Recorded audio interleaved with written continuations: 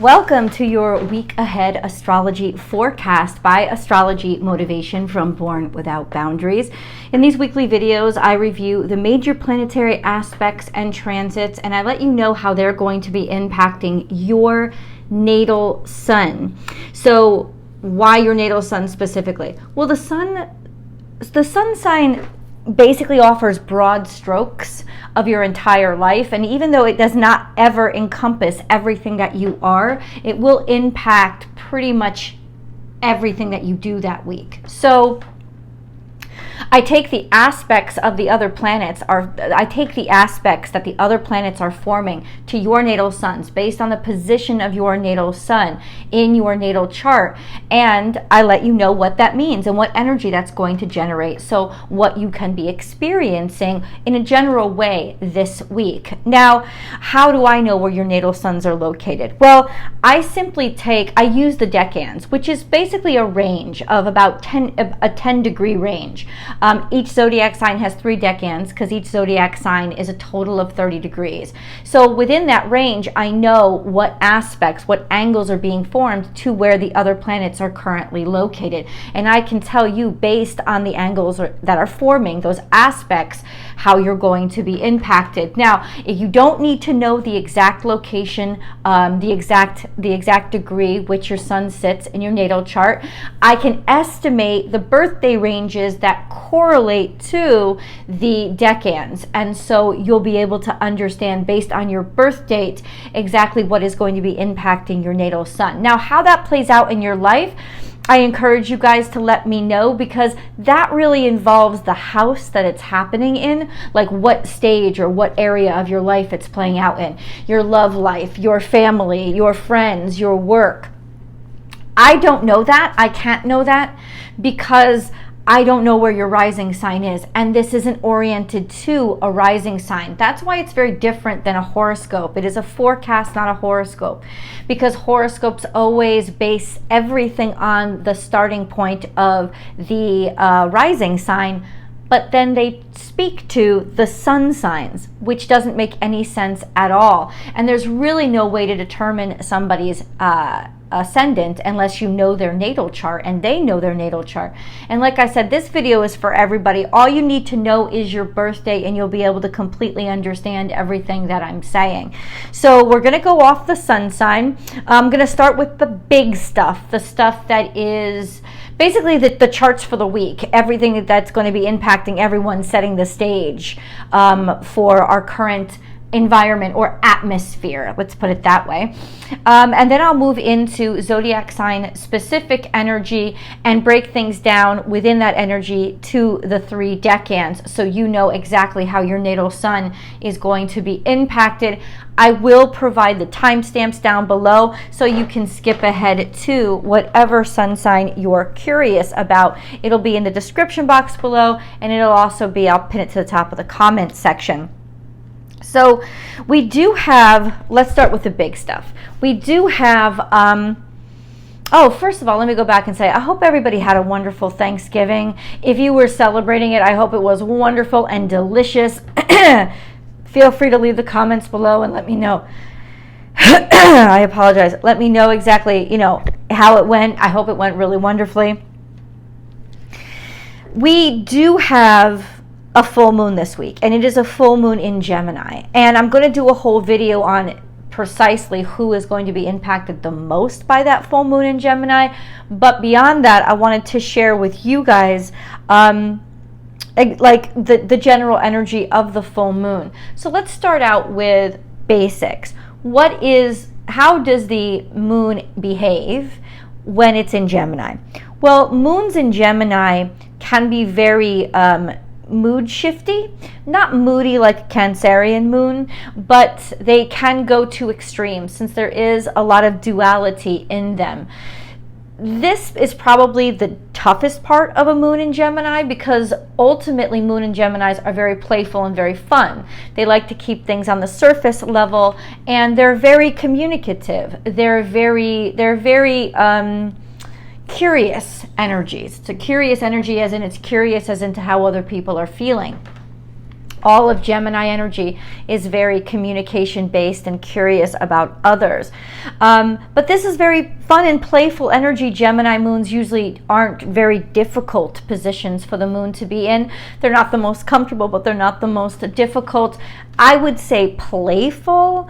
I would say curious. I would say could be manipulative on the darker side, but mostly just more shallow, keeping it light, not wanting to get too deep into digging into emotions, not repressing it or suppressing it like in Scorpio, but more or less just interested in what they can quickly jump between, the energies of quickly jumping between one to another. It's more one emotion to another. It's more curiosity and experimentation about how to behave in a situation as opposed to the feeling itself. So it's really a great energy. It's a curious energy, and it's a fun, playful energy.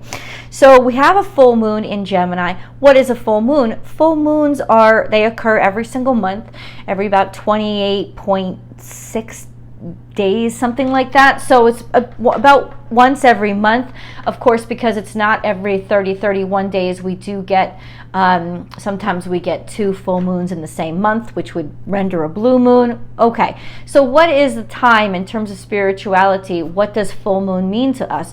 Well, full moon means release. It means things coming to a head. Usually it's a more emotional time. It's filled up.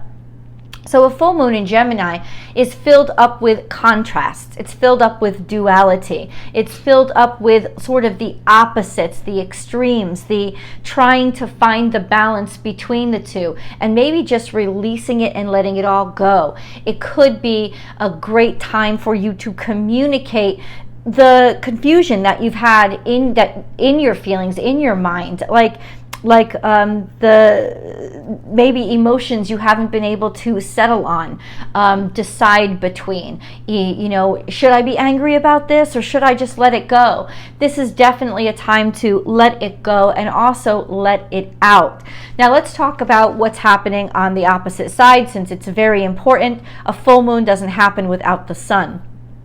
So a full moon technically is when the moon and the sun are in opposition in the sky. So that means they're directly across from each other on the zodiac wheel. That's how the face of the moon gets full, because the sunshine is right on it. So where is the sun? The sun now is in Sagittarius, and Sagittarius and Gemini do actually have a lot in common in terms of, just like the opposites on the chart, they're very social signs. They're both mutable signs. They're both curious. They're both all about education. Sagittarius is more about the general energy, the energy of the bigger point of view, the overarching point of view, the generalizations, and like the bigger things, the big stuff, the bigger discussions. Sagittarius doesn't like to dig into details. Well, Gemini is very opposite in that way, and that Gemini is very detail-oriented. Gemini energy is more one-on-one conversations, curiousness about the individual person as opposed to the groups or the cultures. That would be more Sagittarius energy. But they're both very communicative. They're both very friendly. They're both very playful energies. And they both, like, Gemini especially likes to push people, like press buttons to see the reaction they get out of people, to understand people better. Sagittarius sort of just likes to look from afar and see how people are interacting with each other and make judgments from there, though they both can be very judgmental at times. So actually very playful energy on both sides. This isn't very heavy energy. What does intensify the situation is that the Sun and Mars are going to be conjunct. So they have been conjunct for the past couple of weeks, actually. They remain in conjunction, though their conjunction is breaking up now because of the different speeds at which they move. But the Sun and Mars are definitely conjunct while the moon is full. The full moon actually occurs early in the morning over here in the States. So we're going going to get beautiful views of the moon on the night of the 26th and the 27th. The moon is going to be at 4 degrees Gemini when it is at its fullest point. So the sun conjunct Mars intensifies the sun. The sun is now sort of ahead of Mars in terms of the angles. In Sagittarius, it's ahead of Mars. So Mars almost kind of services the sun at this point, where it was opposite last week. Now it's sort of Mars infusing the sun with this sense of purpose and even anger, not anger, well, determination and action. So there's a lot of kind of high-powered, I want to do things. I want to get things done. I don't care so much if I'm seen, so much as I'm seen, I'm fulfilling a purpose. Do, and let people see me do it. Maybe influence people while I'm doing those things. So it kind of volumizes that energy with the full moon. Other things are going on as well. It is square to Saturn. So the moon and the sun are both in square to Saturn during the full moon. So what does that mean? There's a lot of restriction, especially for the sun conjunct Mars. That's a lot of restriction. That's a lot of restriction on mutable energy, which doesn't really like to be restricted. It likes to go with the flow. It likes to broaden and expand. This is tough energy, and I think that it kind of sets the stage for why we need to behave, we need to act, why we're taking action, or why we feel sort of pent up or driven to kind of fight the powers that be, or to not allow ourselves to be as restricted as we have been. It can feel like somebody's like you're constantly running into, well, this is the way things always are, or this is the way things have always been, this is the way they always should be because this is the way they've always been, or, you know, maybe even rules, laws, regulations, really starting to agitate, frustrate, and inspire, because there's always a level of inspiration to squares. So this is a fabulous time to communicate frustration. It can be very angry, frustrated energy that is being released and expelled. Great time to do that. Also great time to use words to manifest. If you're into doing manifestations and magical practices, using words is very powerful now because the moon is in Gemini. Let's move on to the other stuff. The biggest transit that's going to happen this week is Mercury. Mercury is transiting from Sagittarius into Capricorn on December 1st. So what does that mean? Well, Mercury is kind of happy and light and playful when it's in Sagittarius. It's very communicative, talkative, and expansive. It's very curious and almost learning based. But in Capricorn, not so much. Capricorn, it kind of condenses down and it gets more serious. It gets more practical. Think of Mercury in Virgo, but on crack. It is very much practical. It is very much logistical. It is very much oriented toward law. So we start to have a lot of communications or attention toward law, legalities, what has been written down, statements people have made, crossing the T's, dotting the I's. It gets a lot more serious. That's something that you should really take note of, especially around especially considering that Mercury is also now going to be sextile to Saturn, and it's still sextile to Venus. And that becomes a very financial-oriented energy where there could be a lot of opportunities, but there's definitely going to be a lot of attention toward legalities around finances. So we do have Mercury trine the North Node, and Venus conjunct the South Node. Interesting energy. Mercury conjunct the North Node through the 30th is really helping us understand what actions we want to take, our purpose, really intellectualizing and consciously being able to know and understand what actions we have to take toward our future, and that we have to take the actions. It almost becomes very clear what actions have to be taken, like things start to make more sense as to where we are headed. Mercury is also going to be square to Neptune all week long, however, and that can cause a great deal of confusion, but also creativity. Mercury and Neptune is very musical energy, so through rhythm and timing, we may be able to communicate and understand a little bit better what our purpose is, and that we have to take action. I would say get really ready to be inspired by some music this week, inspired like ideas popping off when you hear a song. Then we have Venus. Now Venus is heavily active this week, which is interesting because what does Venus rule? She basically rules what we value, what really excites us, turns us on, what we think is worthy of our attention, and what we desire. So that includes finances, financial systems. It also includes love, like not necessarily love, but desire and eroticism. Think about Eros, right? Was the son of Venus. Like, so what does that mean? Yeah, like what we want, like what really like puts those little hearts in our eyes, like what we desire, which is interesting. She's square to Pluto as of the 28th. She's conjunct the South Node all week long and in opposition to the North Node.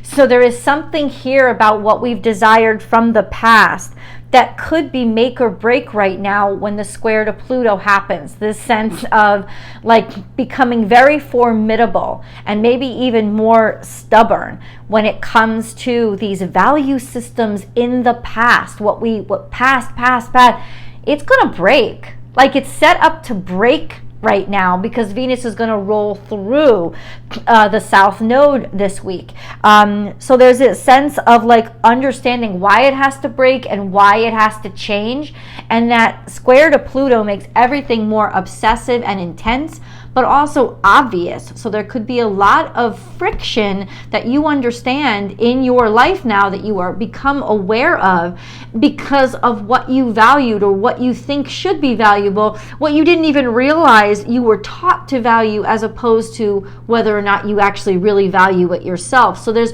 sort of a metamorphosis that has to happen around our value systems and what we desire. And that's all playing out this week. She's also, Venus is also trying to Saturn. And I really love that energy because she has a really grounded understanding of what is really significantly valuable and what has long-term value as opposed to short-term value. This Venus trying to Saturn really helps that Venus energy be more responsible and be more grounded. And then we have, and also maybe in some ways, become more lawful or legal, or it could even be the laws themselves that start to come up in question around especially our financial systems. She's also sextile to Mercury all week long. So there's that happy opportunity kind of energy that is happening between two inner planets about the way that we communicate, the way that we see things, what we realize. So everything that Venus is going through has that conduit into consciousness and trackability and measurability that really makes everything she's going through right now useful. And going through what she's really going through is that square to Pluto and that conjunction to the South Node of this shit has to shift and change. Like waking up to what we were unconscious to in terms of the things that we value and we desire. So there could be a lot of really dramatic shifts with regards to that globally. So by the end of the week, by the 1st, a lot starts to shift. The sun trines Chiron, which is all about healing the self and finding self-love through the scars or because of the scars and what you have been through. And then by the 2nd, Mercury is going to trine Jupiter. Now, what I like about this, Mercury trine Jupiter can be very chatty, very talky, lots of words, lots of high hopes. But Mercury, while it is trying to Jupiter at the end of this week, I should have said this. This is for the week of November 26th through December 2nd, FYI. Mercury is also going to be sextile to Saturn, which I really like because that also gives Mercury a grounded energy while it's trine to Jupiter. And Jupiter and Saturn are loosely sextile as well, which is a very productive energy. So this is productivity coming into consciousness that I really like, actually being able to do things and get things done effectively and efficiently. Communication is on board, practicality and tenacity is on board, and so is open-mindedness and willing to grow. So I love that energy toward the end of this week. Productive conversations, I said.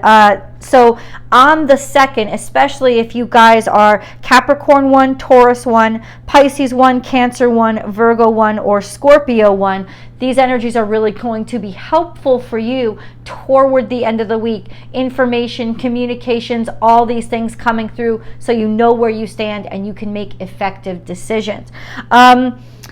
Let's get into the zodiac sign specific energy, shall we?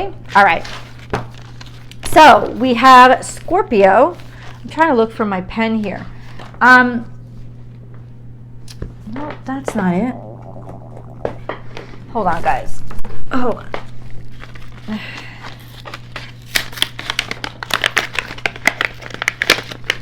All right. So, Scorpio, let's start with you guys.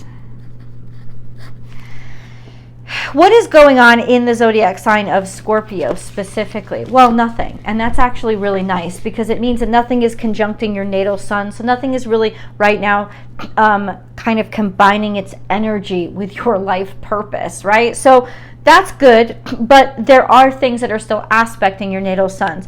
Let's get into what's going on with your ruling dignitaries. So, Scorpio has a primary ruling dignitary, which is Pluto. That's your modern ruler. And then we have Mars as well, which is your traditional ruler, which still is it flavors a lot about what Scorpio does. And these energies are going to basically add flavor or seasoning to everything that you do. So kind of know where they are and what's interacting with them every week is important.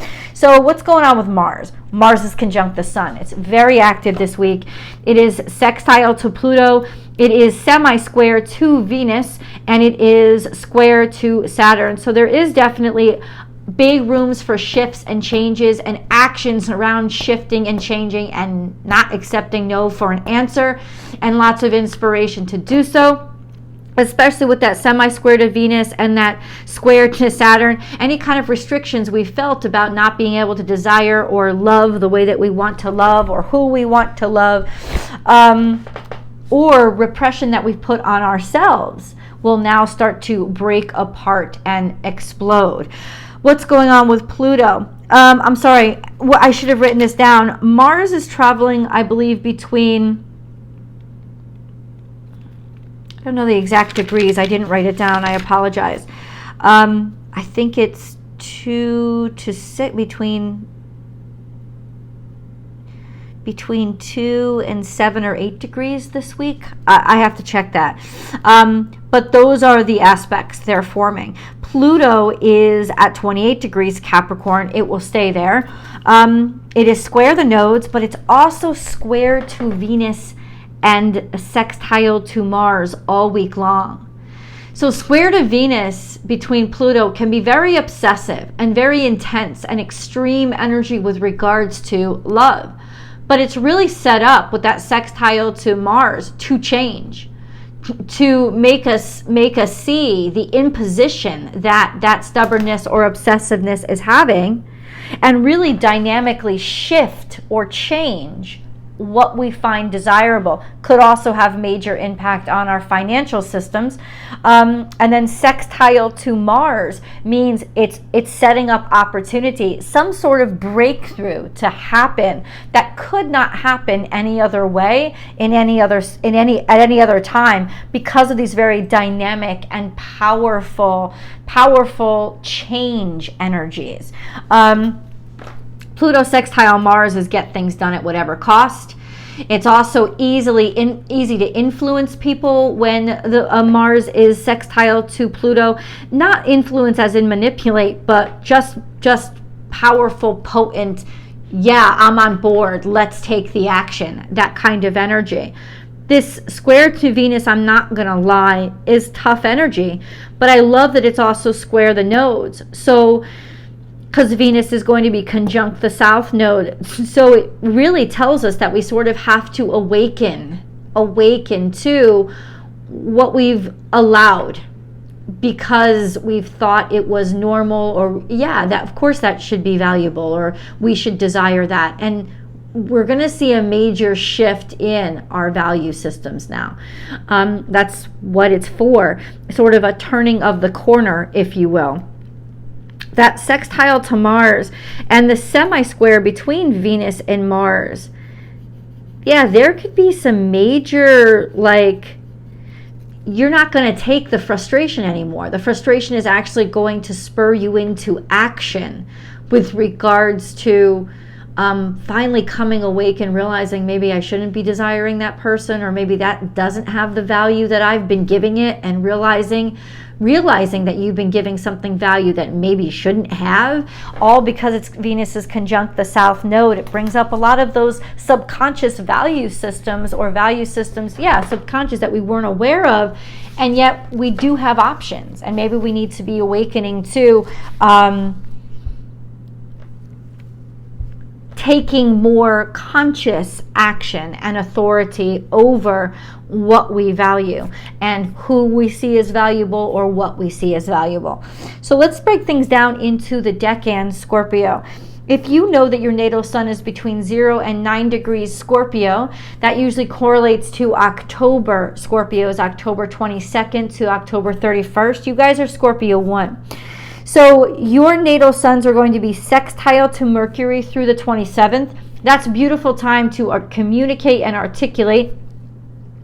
Your natal suns are also trine to Saturn all week long, and in opposition to Jupiter all week long. So check out the big stuff I said on the 2nd. So it's you guys especially that will really be impacted by this Mercury, when Mercury trines Jupiter and sextile Saturn on December 2nd into next week. Really major impact with regards to sort of aha moments, getting things done, being able to articulate, and basically almost boss people around and take authority over a situation to make things happen, or make things expand, or move shit out of your way. Becomes very powerful energy toward the end of the week, FYI. Let's go on to Scorpio 2. If you know that your natal sun is between 10 and 19 degrees Scorpio, you guys are Scorpio 2. This correlates to birthdays around November 1st through the 11th. Your natal suns have a few minor aspects, a semi-square to Mercury and a quincunx to Chiron. This could make it a little more difficult for you to communicate or feel you have a right to say something. It doesn't mean that you don't. It would just be sort of challenged and very frustrating, maybe feeling like the information isn't correct, or you don't have things straight in your mind, or that what you have to say nobody wants to listen to. And that is not true. That is something that I need to make you aware that's not true. But it could be harder for you to articulate what you are going through or experiencing this week. Not on a huge level. I would definitely, if you're trying to communicate something important, I would definitely wait on that front till after that semi-square to Mercury has passed. But overall, not difficult energy, not something you can't really overcome this week if you give yourself the time and the self-respect to be able to just sort of work your way through what would come off as more sort of insecurities. Let's go on to Scorpio 3. So if you know that your natal sun is between 20 and 29 degrees Scorpio, you are Scorpio 3s. This correlates to end of Scorpio season, so November 12th through 22nd birthdays. If you're at the cusps, only if you're at the cusps, which means, say, November 21st, 22nd, your natal suns are conjunct to Mars through the 30th of this week. What does that mean? That means that there's more power and energy to you, also more risk-taking. You could lead yourself to more injury. You could also lead yourself to more opportunity, depending on how much control you have over the choices that you're making. You're just going to have more energy and more vitality, even more sex drive. You have a sextile to Pluto, which is long-term, also a long-term trine to Neptune and opposition to Uranus. This is all very powerful energy that's going to impact you over the next couple of years. It has to deal with metamorphosis and change and expansion and really being able to dynamically improve your life, since you have a lot of helpful energy with that trine to Neptune and sextile to Pluto. You create a new you, to create a new version of who you are based on your individuality, and that opposition to Uranus is going to make sure that you want to be individual and are kind of sick of the old stuff. And so there is definitely this shift that's happening to your personality and your energy over the next couple of years.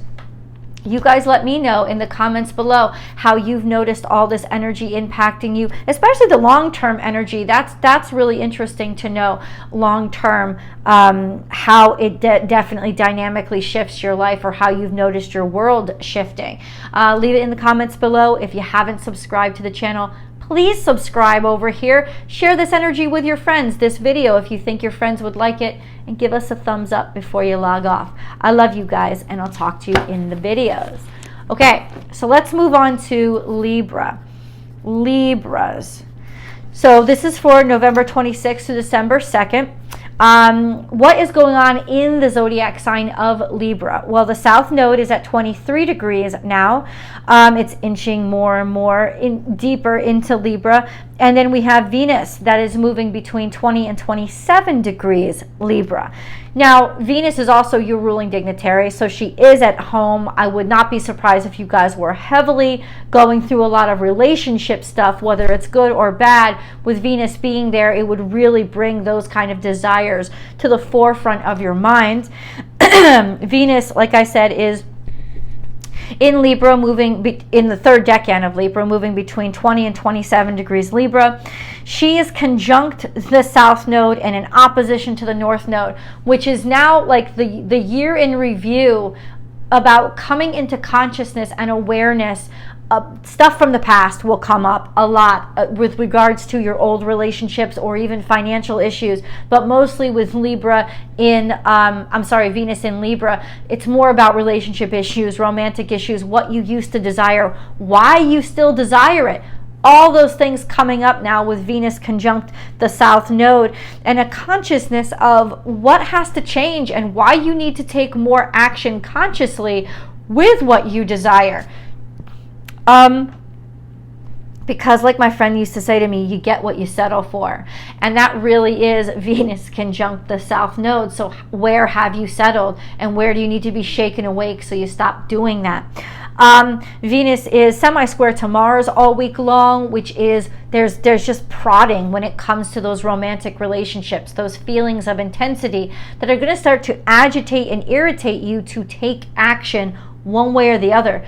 Like, it's just part of what's waking you up. And then we have that semi-square to, the trine to Saturn, which is going to help you be really mature. It means you're maturing, you're growing up when it comes to what you desire, what you think is even acceptable when it comes to relationships, taking a much more mature approach. And then Venus is going to be square to Pluto all week long too, because she is conjunct the south node. What does that mean? That means dynamic shifts in your desires, extremisms, major, could be even obsessiveness, this sense of how is it challenging you? How has it kept you stuck? Becoming aware, conscious of how those things have actually held you back so that you learn and can move forward. That's what that's the energy that's being released with Venus. So let's move into the decans Libra. If you know that your natal sun is between 0 and 9 degrees Libra, you're decan 1. Libra ones. That usually correlates to September Librans, so about September 22nd through October 1st. Your natal suns are trine to the full moon in Gemini on the 27th.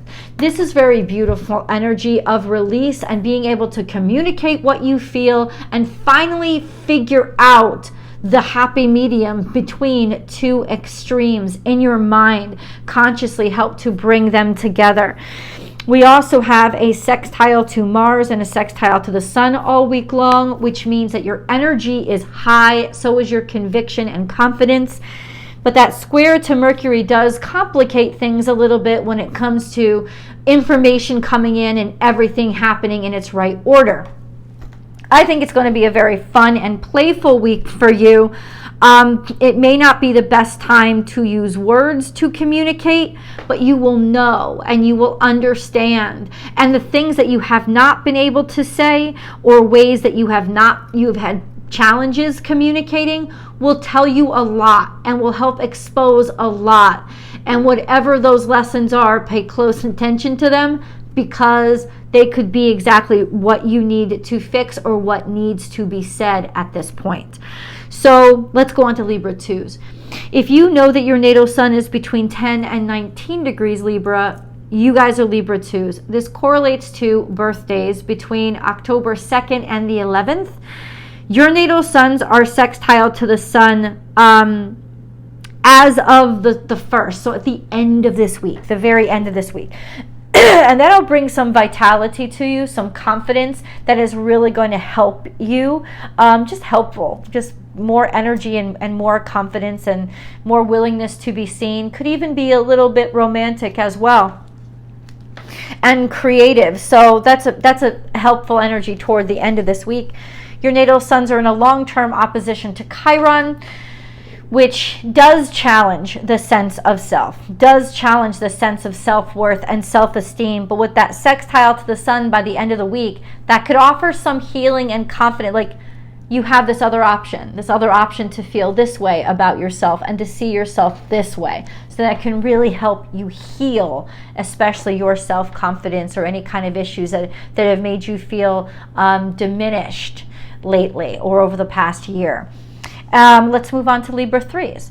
Your natal suns are, if you know that your natal suns are between 20 and 29 degrees Libra, this is definitely you guys. This correlates to the estimated birthdays between October 12th and the 22nd. Your natal suns are the ones that are conjunct to Venus and conjunct to the South Node.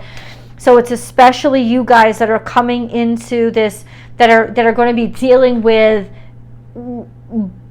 issues from the past with love and relationships, like past desires, so that you maybe still need to work through to become awake to change, to realize you got to turn a corner, and that there's an inspiration to kind of get out or become more conscious of decisions that you've made and why you've made them. There's a sextile to Mercury all week long, which means that you'll be able to articulate what you're feeling. You'll be able to be very conscious, become very aware of all of those things that are coming up, maybe from the past, maybe things that you didn't even, it's almost like learning that the reason why you like somebody is because because of your mother and father's relationship, or because of, say, the kind of women your father were attracted to. And that's how you're always trying to pursue, because you kind of always wanted to win his approval, but you haven't really been picking who you're attracted to and who you want, right? Who is true to you. It's almost like you're starting to come into more awareness of, oh, I get to be a me that is separate from the script I was handed when I was born. And that's really starts to awaken when you're doing South Node work. There is a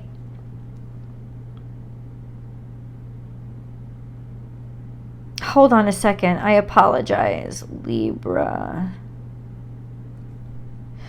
trine to Saturn as well, especially if you're at the cusp of Sagittarius and Capricorn. So that would be, I'm sorry, not Libra. I'm sorry, Libra and Sagittarius. I apologize. So that would be, Libra and Scorpio. I apologize. So that would be, I apologize, guys.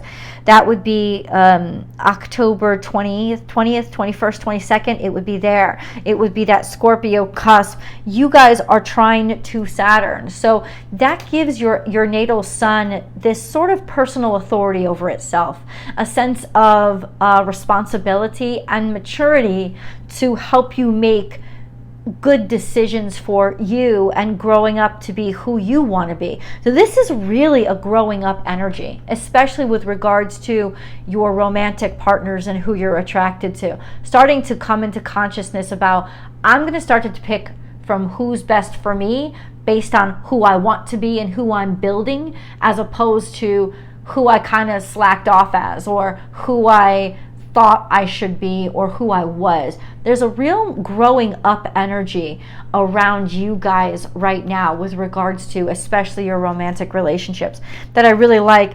December 12th is a very powerful day. December 12th into the beginning of next week will be a very powerful day for opportunity and information to come into you. So really impactful time toward the end of this week into next week. Clarity is what I would say. You guys let me know in the comments below, Libra, how you're experiencing this energy. Please recommend this video to people you know would like it. Don't forget to give it a thumbs up and subscribe to the channel, please, if you haven't already. I love you guys, and I will definitely see you in the videos. All right, let's move on to Sagittarius. Sagittarius. What is going on in this? This is for November 26th, I'm sorry, through December 2nd of 2023. What is going on in the zodiac sign of Sagittarius? Well, we have Mars that's moving between 0 and 5 degrees. Thank you. Now I know. And then we have the sun that is going to be shifting from 4 degrees to 10 degrees. And we also have Mercury that is at 23 degrees, and as of December 1st will shift into Capricorn at 1 degree, making itself up to 1 degree Capricorn. Now, Mercury is starting to slow down a little bit at this point because it will go into retrograde in December, just an FYI. But ultimately, we have Mars, the Sun, and Mercury, 3 inner planets, all bringing a lot of energy to Sagittarius.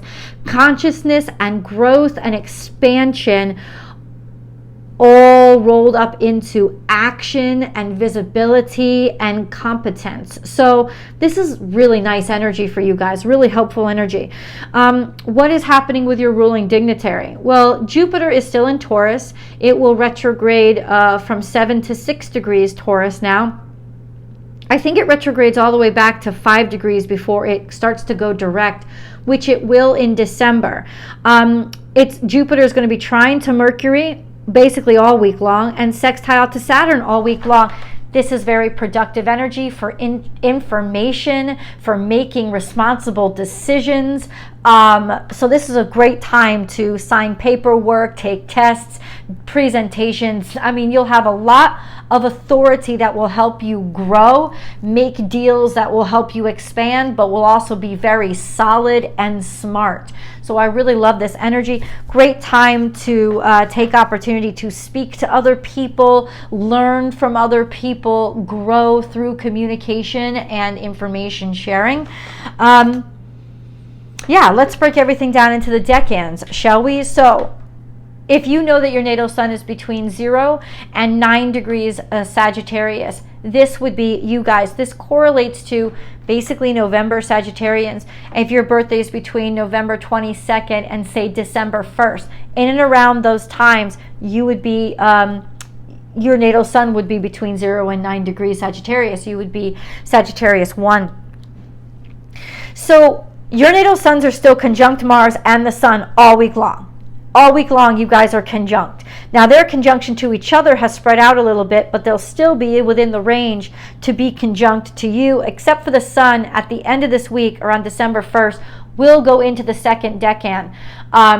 Because it'll be at 10 degrees. But if you're born more towards, say, November 30th and December 1st, your natal suns are going to be conjunct the Sun all week long as well. So there's a lot of confidence there. There's a lot of energy there. There's a lot of physicality, more risk-taking there. For better or worse, just know that it is there. Lots of vitality. There's also a sextile to Pluto.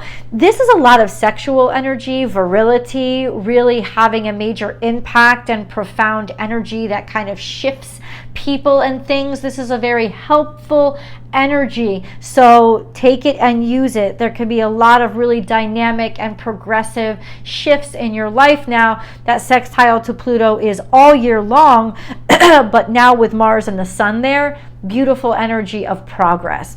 We also have a square to Saturn, which means that, yeah, rules, laws, regulations, you're going to have to deal with the paperwork. You're going to have to deal with the challenges that come from how things have been, but more to challenge you and inspire you to go forward than to hold you back. Your natal suns are in opposition to the full moon on the 27th. So this is going to be a time when I think you can release a lot of things that you have not said, a lot of thoughts that you've repressed or conversations that you haven't had. Exorcise the associated emotions by speaking and saying. Also be very conscious of what you speak and say, because this is a heavy time to manifest. So if you want to get rid of or get something out, make sure it's something that you really want to get out of your life and get rid of, because you'll have more power to do so. FYI. Let's move on to Sagittarius 2. If you know that your natal sun is between 10 and 19 degrees Sagittarius, that's you guys. This correlates to birthdays between December 2nd and the 11th. Your natal suns on the 2nd will conjunct the natal sun, especially if you're born December 2nd. So that you'll have a lot of energy and vitality on your birthday, a lot of confidence and a lot of shine. Your natal suns all week long are semi-square to Pluto and semi-square to Venus. There's a lot of frustration happening with regards to your desires, sexuality, could be sexual frustration, tension in relationships that has to be released, or that kind of inspires you to get something going and make dynamic changes. This is very intense energy with regards to even how you look, taking action as to how you look. A trine to Chiron that's been long-term has been overall healing. Energy for healing the self, for incorporating the scars and healing the body. Big time healing energy all year long. This week you will be inspired to keep motivated, almost to the extreme when it comes to looking good and wanting to be desirable. Those kind of energies you'll feel are really pressing into you this week. Let's move on to Sagittarius 3. Sagittarius 3, if you know your natal sun is between 20 and 29 degrees Sagittarius, this is you guys. This correlates to birthdays between the December 12th and the 22nd. Your natal suns are sextile to Saturn. This is extraordinarily productive energy where you will figure out anything and have the confidence and maturity and competence, really high levels, and you will get things done. And people will appreciate your ability to get things done. Your natal suns are conjunct to Mercury through the first of this week, like right up until it goes into Capricorn. So those of you born around December 20th, 21st, 22nd, you guys, your natal suns will be conjunct to Mercury all week long. This is really bright energy. It's really like, especially with that sextile to Saturn, really being able to sort of articulate yourself extremely well, put things into order. I mean, progress. Great time to sign that paperwork, to get everything organized and in order, make great deals. Fantastic energy. There is long-term square to Neptune, which, as long as you use it, can really help you create and become very dynamically creative, especially with Mercury conjunct to your natal suns now. Musical, composition, really beautiful energy of creativity through rhythm and timing and measurement. You have, it can be distracting sometimes. You can feel a little bit more tired overall when Neptune is square your natal sun. That's over the next year. It will continue for a while. So know that. It's just going to be there in the background. And listen to your dreams. You're probably dreaming a lot more. You're also trine to the north node, sextile to the south node, which means that there are going to be changes in your life, especially with what you decide you want, right? What you decide attracts you, or what you think is worth your while. Those things that you thought you would never do. You're going to start to see a shift, and you're going to see opportunities open up in that shift by shifting your focus and by shifting your preferences. And then we have a semi-square to Uranus, which is all year long, runs background for you guys to sort of spur you into being more independent and not doing things the same, which alongside the trine to the north node and sextile to the south node, you're switching up your life. You're willing to see the possibility of happiness coming in a different form than you had originally imagined it.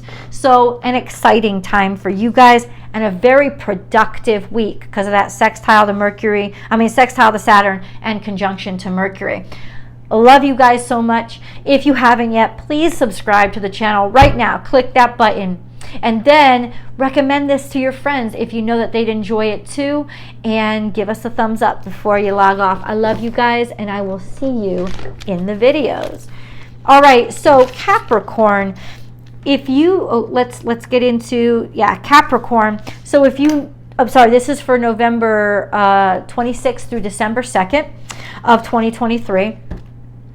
What is going on in the zodiac sign of Capricorn? Same thing that's been happening for a while. Pluto. Pluto is at 28 degrees. It is moving forward now. It just recently moved to 28 degrees.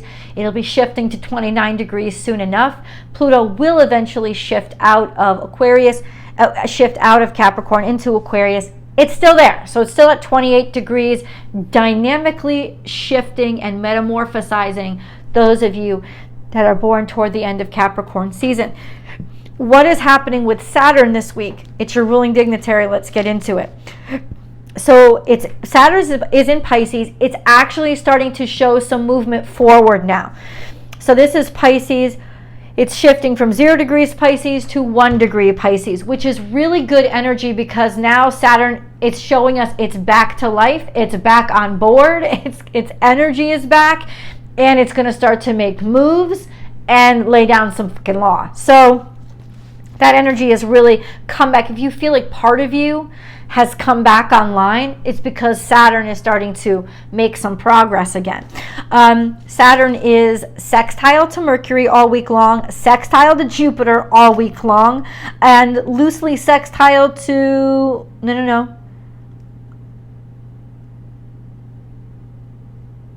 it's not sextile to Mars and the Sun. It is trine to Venus by the 29th. But let me just say, hold on one second. We have, no, it's square. It's square to Mars and the Sun. Loosely square, that square is starting to loosen up a little bit, but it's square to Mars and the Sun all week long. So what does that mean? This feeling of, I want to do something, but I can't. It almost feels like constipation. But it's like social, economic, it's energy constipation. I don't think it's physiological constipation, but it feels like that. This sense of wanting to move forward, but not being able to do it fast enough because there's so much shit that you have to get through in terms of paperwork and laws and maybe even conflicts with authority figures not agreeing on who's in charge or what needs to be done. Those kind of conflicts can arise a lot. But the sextile to Jupiter and sextile to Mercury means you will figure this out. You can get anything done under this energy, and there could be a lot of progress that actually happens.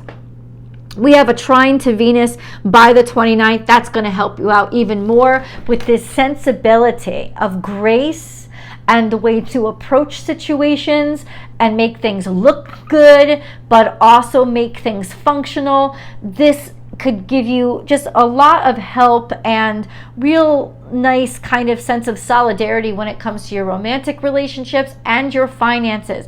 Really putting finance in order and challenging those issues around impulsivity and where they've gotten you or where they've gotten others. You could be confronting a lot of issues at work or even in your relationship with regards to those issues because of that square to Mercury and the Sun. Have we been too impulsive? Why haven't we thought maybe this is why we're in the situation we're in? Lots of predicaments to work out, and Saturn is back online. Really interesting. So let's get into the decans. If you know that your natal sun is between 0 and 9 degrees Capricorn, and this correlates to December Capricorn. So Christmas babies, if you know that, so your birthdays are usually between December 22nd and December 31st. That would be you guys. Your natal suns, as of the 29th, are going to be conjunct. I'm just writing things down wrong. As of the 29th, your natal suns are going to be conjunct to Mercury. So Mercury will still be at the very end of Sagittarius, but for those of you guys on the cusp, by the 29th, your natal suns will already be conjunct to Mercury. So that'll be December birthdays, December 22nd, December 23rd. By the 29th, your natal suns are already going to be conjunct to Mercury. And then definitely by the 21st, you'll all be at least loosely conjunct to Mercury. This helps you with clarity of mind, mental clarity, being able to communicate accurately and confidently. Very helpful energy. Sextile to Saturn all week long, trine to Jupiter all week long. It's for you guys, especially on December 22nd. Very powerful day. You can be very productive here into next week. There's so much energy of productivity, getting things done, and really feeling confident in moving forward and growth and expansion. Nice, beautiful day, especially for career, I would say. I love it. Let's move on to Capricorn 2. Okay, so Capricorn 2. If you know your natal sun is between 10 and 19 degrees Capricorn, you guys are Capricorn too. This correlates to Capricorn birthdays between, say, January 1st and January 11th, especially if you're born around the 9th or 10th or 11th. Your natal suns are trine to Uranus. Now, all of you are technically trine to Uranus, but since Uranus has retrograded back so far, all of you are not trine to Uranus. I apologize. It's only those of you who are born around the 9th or 10th or the 11th that are trine to Uranus, because Uranus has retrograded back to the very beginning of the third decan of Taurus. So you guys are really going to start to feel that trine to Uranus. What does that mean? You're going to be thinking unique thoughts. You're going to be interested in different things that you hadn't been interested in before, and being more unique and individual is going to be, you're going to be more open to it. You're going to be more comfortable around it, maybe in ways that you haven't before, but really starting to think outside the box in a more dynamic way, or see yourself in a more dynamic way, and that will start to impact you sort of on the broader sense of your life. All of you, your natal suns are square to Chiron, which means that for the next year, you guys are really, or actually I think up through July of next year, you guys are going to be experiencing a lot more self-doubt than you normally would, or a feeling of, why does everything have to be so fucking difficult? Cancer 2s are going through this too. Both of you guys will understand this mentality of the fucking Chiron square. Everything is more challenging. It's just like the world is grinding on you during this year. And that's exactly what's happening. It's exactly what's happening. It's just something that you have to deal with. And I got to tell you, you're going to be so fucking strong and so ready for these beautiful breakthroughs that come after the square to Chiron. Chiron's whole purpose is, it's not just like Saturn to restrict and lay down the law.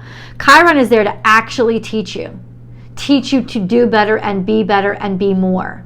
And so when Chiron forms difficult aspects to your natal sun, you are in a training period, like it or not, but there are great gains and rewards on the other side. So don't doubt that after this passes, which I think is about mid-year next year, things will really start to open up, and you will be the kind of person so much stronger, so much more capable of handling those kind of blessings or those situations again. Trust me.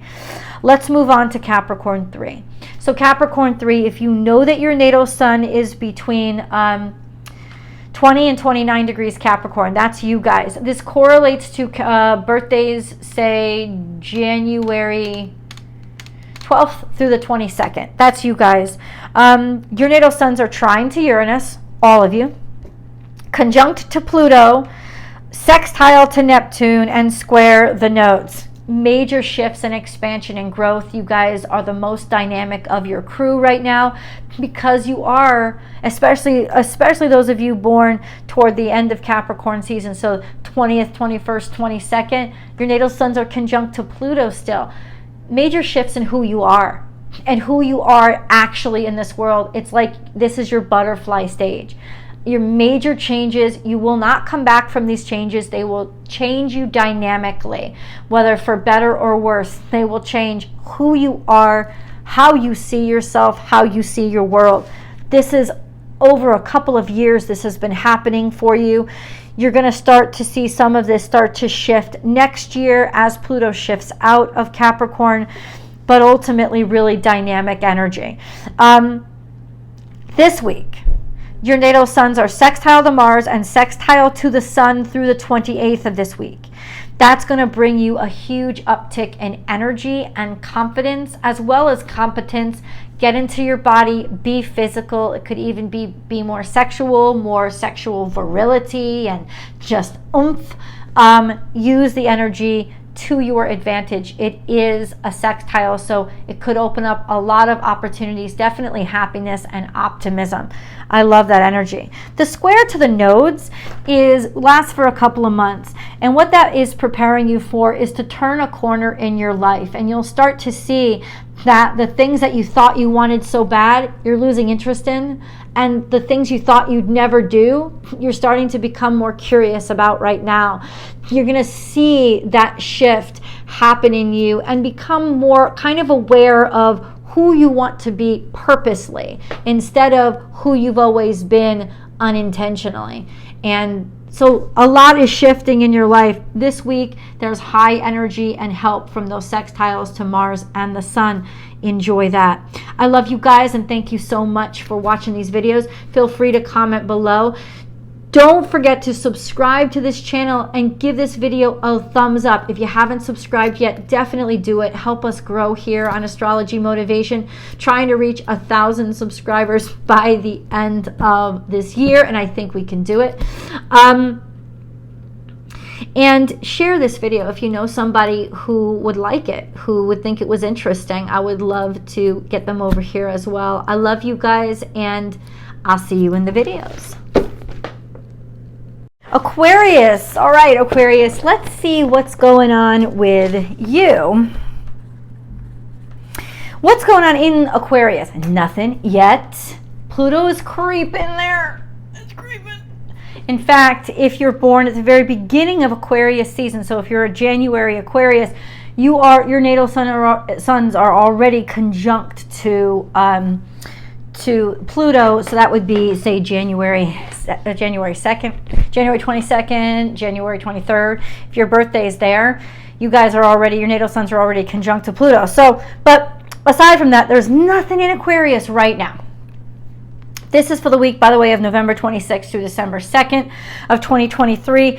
But what is happening with your ruling dignitaries? Well, let's go back to what's happening with Saturn.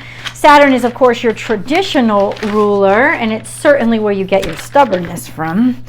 No, a little bit Uranus, too. It's where you get your more traditional side from.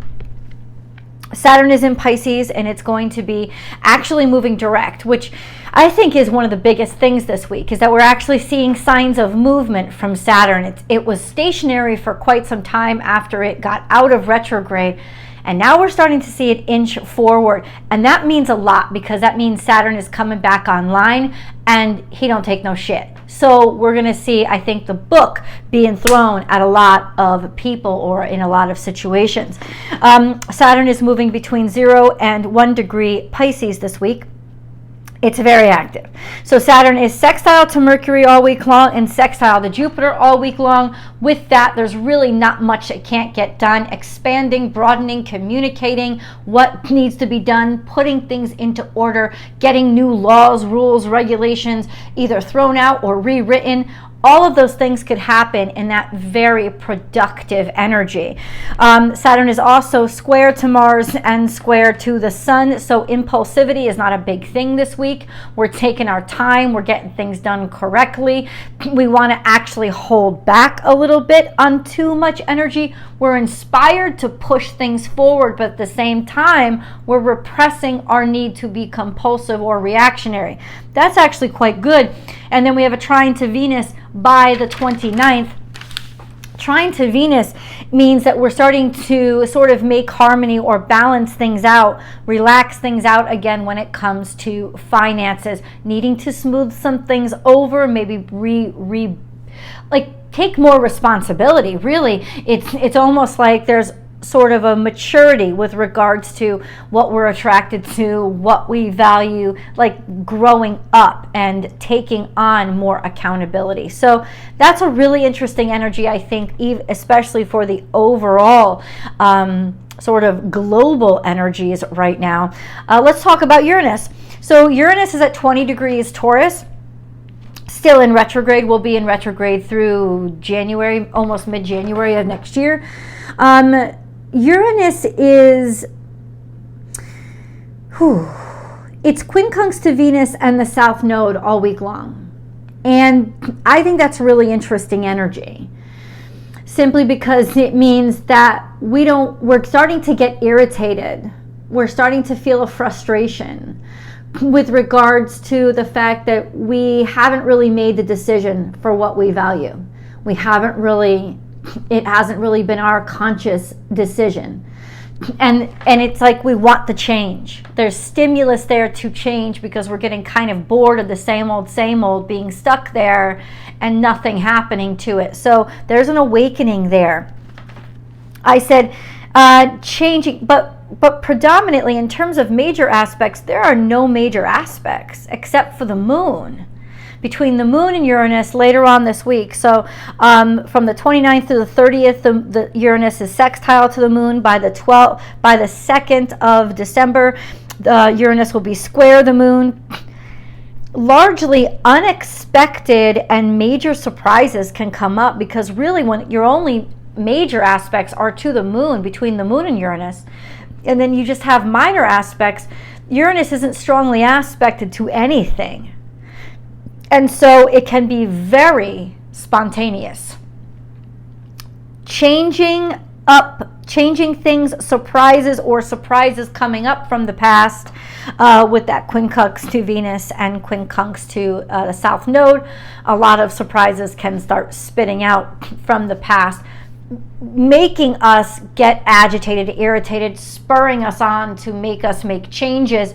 It's like just being surprised that all of a sudden we're reacting this way to things that we had accepted as normal. It doesn't feel the same anymore, guys. That's what I'm trying to say. It don't feel the same. And that means we're ready for change. And I think Uranus could bring a lot of surprises with that moon. Toward the end of this week, between the 29th and the 12th, I keep saying the 12th. It's 12/2. It's December 2nd. It's just this energy of things wanting to shift, and things being, the way we feel, our mood, surprise mood swings or mood changes, surprise reactions or emotions to things that we wouldn't react that way. We're going to be reacting that way. So I just think it's really interesting. And once again, I don't try to predict Uranus that much, because Uranus doesn't like to be predicted. It loves to throw curveballs. There are going to be curveballs with how we react to things and how we feel about these things, certain things this week. So especially our value systems, because of that long-term quincunx to Venus and the South Node. Let's move into the decans, Aquarius. So if you know that your natal sun is between 0 and 9 degrees Aquarius, you guys are Aquarius 1. This correlates to birthdays basically in January. So January 22nd through the 31st, that would be around your birth date time span, guys. If you're at the cusps, your natal sun is still conjunct to Pluto. That will intensify over the next couple of years as Pluto enters Aquarius. So I would say right up through 2025, 2026, it could really be impacting Aquarius 1. This means major life changes and shifts of yourself. Your person will change dynamically. You'll also have a very authoritative and formidable energy about you without even trying. Your natal suns are square to Jupiter. This is also egging for change, wanting to expand, wanting to grow, maybe even being a little bit ahead of yourself, getting too far ahead of yourself sometimes. The opposition to the moon on the 21st could make you become kind of quite intense. It could be a great day. It's almost like your own mini full moon to let go and release, like let your emotions out on the 1st of December. All week long, your natal suns are sextile to Mars and sextile to the Sun. They are square to Venus. They're also square to the South Node and the North Node. And they're trine to the full moon on the 27th. Which means they're also sextile to the Sun and Mars all week long. We said that, though. Major breakthroughs in realizing what has to be done. What has to be done in the areas that you're being sort of incited to pay attention to, or that are really grinding on you right now. It's almost like you're shaken awake and you want to take action, and you have the energy and the clarity to do so. This full moon would be quite intense for you. A lot of speaking or saying or letting out how you feel. Let's move on to Aquarius 2. So if your natal suns are between 10 and 19 degrees Aquarius, you guys are Aquarius 2. This correlates to Aquarian birthdays between, say, February 1st and, say, the 9th or 10th, since February is a shortened month. Your natal suns are sextile to Chiron, healing and being really motivated to heal others or to use what you've experienced into making it productive, making it purposeful. What you've been challenged, not just what you've experienced, what you've been challenged with, how you've been challenged. That's long term. Your natal suns are also semi-square to Neptune, kind of creative, right? Spurring you into creativity or just this sense of being agitated by what easily distracts you, actually. And if your birthdays are around the 9th or 10th of February, they are trine to Uranus already. So that's, you guys especially on the 9th, born around the 9th or 10th or 11th, are going to feel your need to be independent and an openness and a relaxation when it comes to things that are outside of the box and a little bit different. Let's move on to Aquarius 3. So if you know that your natal sun is between 20 and 29 degrees Aquarius, that's you guys. This usually correlates to February birthdays between, say, the 10th and the 20th, maybe the 19th, depending on when February ends that month. Sometimes it ends on the 28th, sometimes it ends on the 29th. So it's usually between the 19th and the 20th that those birthdays will go to. Your natal suns are sextile the North Node and trine the South Node. So there's definitely this happy and exciting dynamic of change, of actually not just accepting what you used to think you'd never accept, but actually wanting it. And you're going to start to see your taste and interest shift, and you becoming more sort of online and conscious about the decisions that you're making in your life in directions that once didn't appeal to you at all. Then we have a square to Uranus, which is long term. That will incite you to become more unique and individual, and it will make those things that are boring, you'll find yourself being more bored over this next year. Just more bored with the same old. Routine is not going to suit you right now. This week, your natal suns are sextile to Mercury, which is exceptional energy for speaking and talking and expressing yourself, signing paperwork, taking tests, all of those things. You'll do very well out this week. Your natal suns are also square to the sun and Mars, which is really interesting energy, which it can feel very frustrating, but also inspire you to realize how important it is to take action. So where you are restricted, it's almost trying to tempt you to know that you have to take action there even more. You know, that's kind of the energy. But also it could make you more impulsive and more likely to have injury. So watch yourself and your impulsivity this week. Trine to Venus means there is some sort of harmony when it comes to your relationships, grace and ease and charisma about your character. So that will be very helpful, especially with that sextile to Mercury, with you being able to communicate yourself very well and present yourself very well. I wrote down here all this energy combined, determined to act or to take action, to change things, learning from difficulties that have come to you in the past. You let me know in the comments below, guys. I would love to know. Please do not forget to subscribe to this channel so that we can please grow over here. Like this video and share it with people that you know would like it too. I love you, Aquarius, and I will see you guys in the videos. All right, let's move on to Pisces. So Pisces, what's going on? This is for November 26th through December 2nd. Pisces, what's going on in Pisces? Kind of the same thing that's been going on. We have Saturn and we have Neptune. Now, Saturn and Neptune is staying at 24 degrees, Pisces, excuse me. But what's exciting is that Saturn is kind of really we're going to start to see it make motion, move forward again. So Saturn is moving from 0 to 1 degrees Pisces. And this is really good energy because Saturn is coming back online. It's kind of been lackadaisical to let everything expose itself. And now it's going to start throwing the book at things. So you're going to feel, especially those of you born in the beginning of Pisces season, so February Pisces, more authority and personal authority about yourself suddenly coming back online, and you'll be more willing to take charge of things. Let's go through your ruling dignitaries to really see what's up. Well, we're going to start with Jupiter, which is your traditional ruler. Jupiter is in Taurus between 7 and 6 degrees. It will move in Taurus this week. It is trine to Mercury and sextile to Saturn all week long. That is extremely progressive, positive, optimistic energy. It's got that tenacity and self-control from Saturn to help it stay on course, and it's also got that sextile to Mercury to be very conscious and practical and be able to communicate clearly. I mean, lots of advancement and expansion that Jupiter is helping you out with, really feeling confident and competent this week.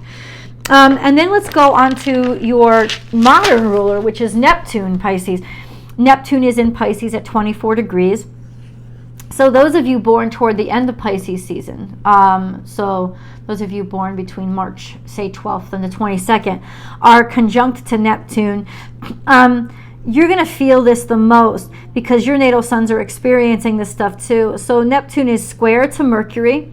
That can be very distracting. It can be very dreamy and very just like distracted, having a distracted mind, easy to be distracted this week.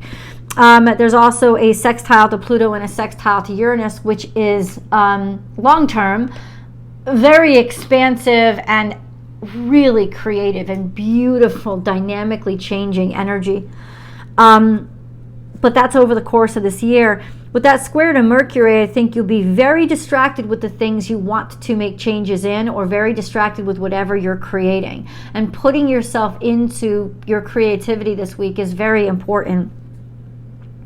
And then we have a quincunx to Venus, which can also be very distracting. So you've got super distraction here, dreaminess, losing yourself in the what coulda, shoulda been when it comes to romance.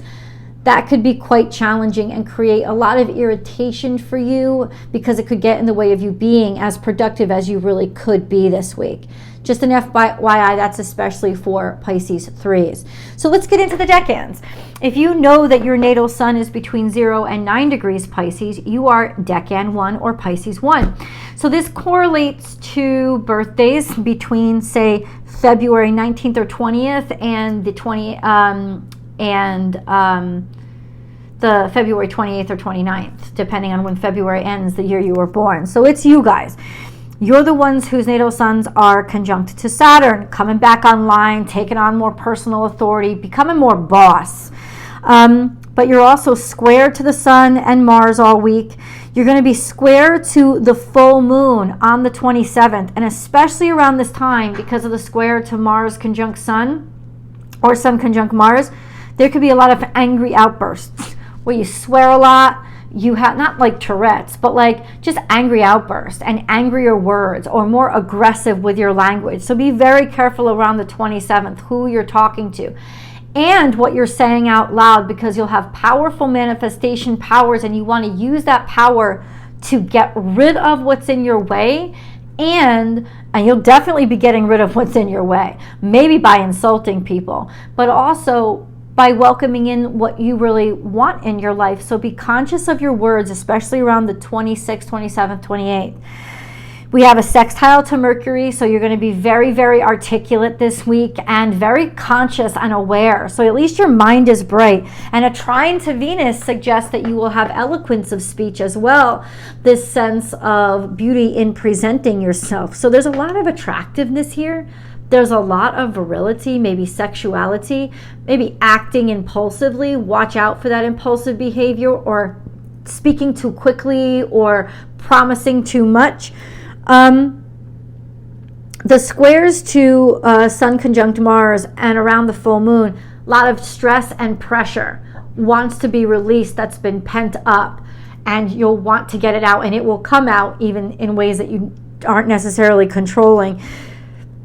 And then we have this from the sextile to Mercury and trine to Venus, valuable information coming in, or you being able to see the value in information you already have, something that sets you up to take action that can be quite productive. So really dynamic week for you guys, but especially around the 27th, watch your words and watch your impulsivity. This will be intense for you around that time. And I'm not saying don't let it out, don't get it out, but know that it will be heard, it will be seen, and it will land at wherever you're aiming it. So be careful with what you do. All right, let's move on to Pisces 2. If you know that your natal suns are between 10 and 19 degrees Pisces, you guys are Pisces 2. This correlates to Piscean birthdays between March 1st and the 11th. So your natal suns are going to be semi-square to Pluto all week long, which could just give it a more intensity to everything you do. And then we have by the second, which is the end of this week, your natal suns will be sextile to the sun, adding more optimism and confidence to your energy. So by the end of the week, and even more creativity to your energy. By the end of the week into next week, you'll start to feel that. Let's move on to Pisces 3. So if you know that your natal sun is between 20 and 29 degrees Pisces, you're Pisces 3. This correlates to an estimated birthday range of March 12th through the 22nd. That's those of you who are conjunct to Neptune this week, absolutely. You have a long-term sextile to Pluto, long-term sextile to Uranus. A lot of dynamic, intense changes that are happening to you. You're more unique, you're more interesting, you want to be more unique, or try new dynamic things. It's good to let yourself. But there's also a quincunx to Venus, so there could be some irritation with regards to relationships, relationship issues, or desires, or even just how you feel you look, that kind of energy. But then if you're at the cusps, so that would be those of you born around the 20th, 21st, 22nd of March, your natal suns are going to be trine to the sun and sextile to the moon on the full moon. But only those of you at the cusps. So you guys will really feel an opening to get something off of your chest, to communicate your feelings, and to use spell work and words to really start to manifest things. Your words will land and have significant impact that could open up doors and opportunities for you around the full moon. Just an FYI. All right, you guys let me know how all this energy is playing out in your life. Do you relate? Can you relate to these energies? Give it a big old thumbs up if you like this video, and share it with people you know would love this video and this information too. And if you haven't already, please subscribe to the channel so we can reach 11,000 subscribers by the end of this year. I love you guys, and I will see you in the videos. Enjoy that full moon, guys. All right, let's move on to Aries. So we have November 26th through December 2nd, Aries. What's going on in Aries? So we have the North Node at 23 degrees, so it's moving along. And we also have Chiron at 15 degrees, still retrograding. Yeah, this is sort of an intensity to get over the past and get on with the future. Chiron could be drumming up a lot of challenges that help you understand really how important things are. It would make you much more grateful when Chiron is conjunct your natal sun for what you've experienced, what you've been through, and how to put them into practical use. Them as in the lessons you've learned. What's going on with your ruling dignitary Mars? A lot, Aries. So let's get into it. Mars is going to be moving between 1 and 5 degrees Sagittarius this week. It is conjunct the sun all week long, and because it's conjunct the sun, it is also in opposition to the full moon on the 27th. That's going to be a very emotional day for you, where you could spit out a lot of angry shit. So just be aware. Words, because this is a moon in Gemini and a sun in Sagittarius. They're already very judgy, judgmental, and talkative energies. But with Mars in there, don't be surprised if you get angry and spew out angrier words or more intense words, or you don't watch your words as closely as you might want to. FYI, especially around that 27th of November. Mars is also square to Saturn, and that's going to just make you feel pissed or angry, or like authority figures aren't listening to you, or you've got a lot of rules or laws or regulations coming down on you. It's to squeeze you, put pressure on you, to kind of get you to choose something, do something, or know something. And then we have that semi-square to Venus on the South Node. So yeah, excerpts from your past, loves from your past could be coming up and coming at you to point out what you need to change, or make you grateful for the fact that you're not there anymore. So there could just be some of that shit that's starting to come up. Let's move on to, remember that the South Node represents your subconscious.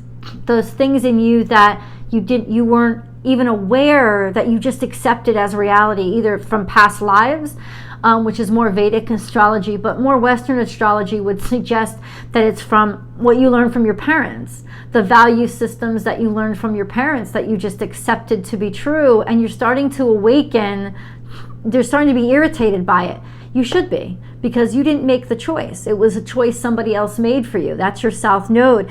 And the fact that Venus is conjunct this, and she is semi-square to Mars all week, that's going to start to agitate you into awakenness and realization of what doesn't actually work for you, and the difference between what works for you and what works for who you were told you should be from before a time that you could consciously be aware of it. So it's usually by childhood or past lives.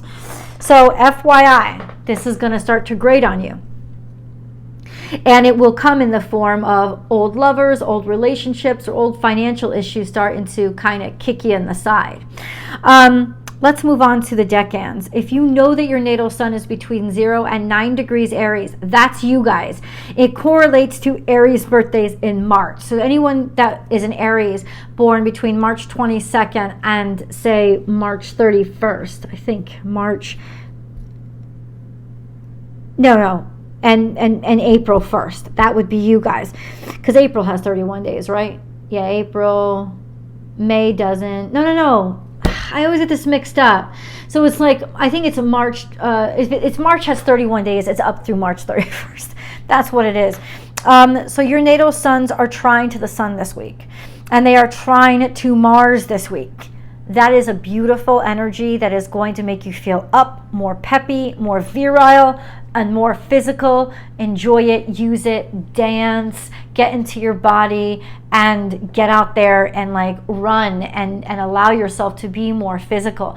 This is like, maybe you're going to be waking up earlier, right? And going to bed later. That's okay. You've got a lot more vitality running through you right now. Your natal suns are sextile to the full moon. And that's beautiful energy of being able to have the opportunity to finally get things off your chest, to talk or say things, or even learn or know things through conversation and through feeling interested in it. You know, this is a beautiful energy to use your manifestation practices, speak things into existence around this time. Get rid of the old. Say, thank you, I am so grateful for the lessons you taught me. I let you go in gratitude and grace. And then welcome in whatever it is that you're welcoming in. So make the space, let it go. Very powerful to use words for release around this full moon, because it's a full moon in Gemini, and then use words to start manifesting. Beautiful energy for this, but there is a square to Mercury by the end of the week. So by December 2nd, all of your natal suns will be square to Mercury. Then you'll start to feel some of the information starting to clog or not come in correctly. Get anything that's important done, important paperwork or presentations, tests, whatever. Get it done this week, because going into next week, that square to Mercury is going to mess everything up. It's going to feel like your mini Mercury retrograde that's just happening to you. That's sort of what it is. It's not that you can't overcome it, but it'll just be a lot more agitating next week. Let's move on to Aries 2. If you know that your natal sun is between 10 and 19 degrees Aries, you guys are Aries 2. This correlates to Aries birthdays between April 1st and the 11th. So your natal suns are conjunct to Chiron. So there is more of an energy of self-possession through what you've been through, solidarity with your scars, and a determination to kind of save other people and not let it happen to them. That kind of energy. If you're feeling more connected to running or doing more things with your legs, like dancing, it's because your natal suns are conjunct Chiron. That could really, introduce you to some wonderful things, or a deeper connection to horses. That could also be something you're starting to experience now into next year, because your natal suns will be conjunct to Chiron all the way through, I think, mid-July of next year, June or July of next year, mid-next year. This week, well, your natal suns are also semi-square to Uranus and semi-square to Saturn. So you're probably dealing with a lot of family issues from the past, issues with your grandparents, the way things have always been, or remembering just kind of like a lot that's maybe frustrating you or worrying you with regards to the elders in your family or the traditions in your family. And then we have a trine to the sun as of the end of this week. So the trine to the sun will really at least help you feel more optimistic and confident about yourself toward the end of this week, FYI. So let's move on to Aries 3s. If you know that your natal sun is between 20 and 29 degrees Aries, that's you guys. This correlates to birthdays that are between, say, April 12th and the 22nd. Your natal suns are conjunct the North Node. So you want to assert your own energy into your own life. You're awakened. You are conscious. You realize what you don't have to believe from the past anymore and where you are headed.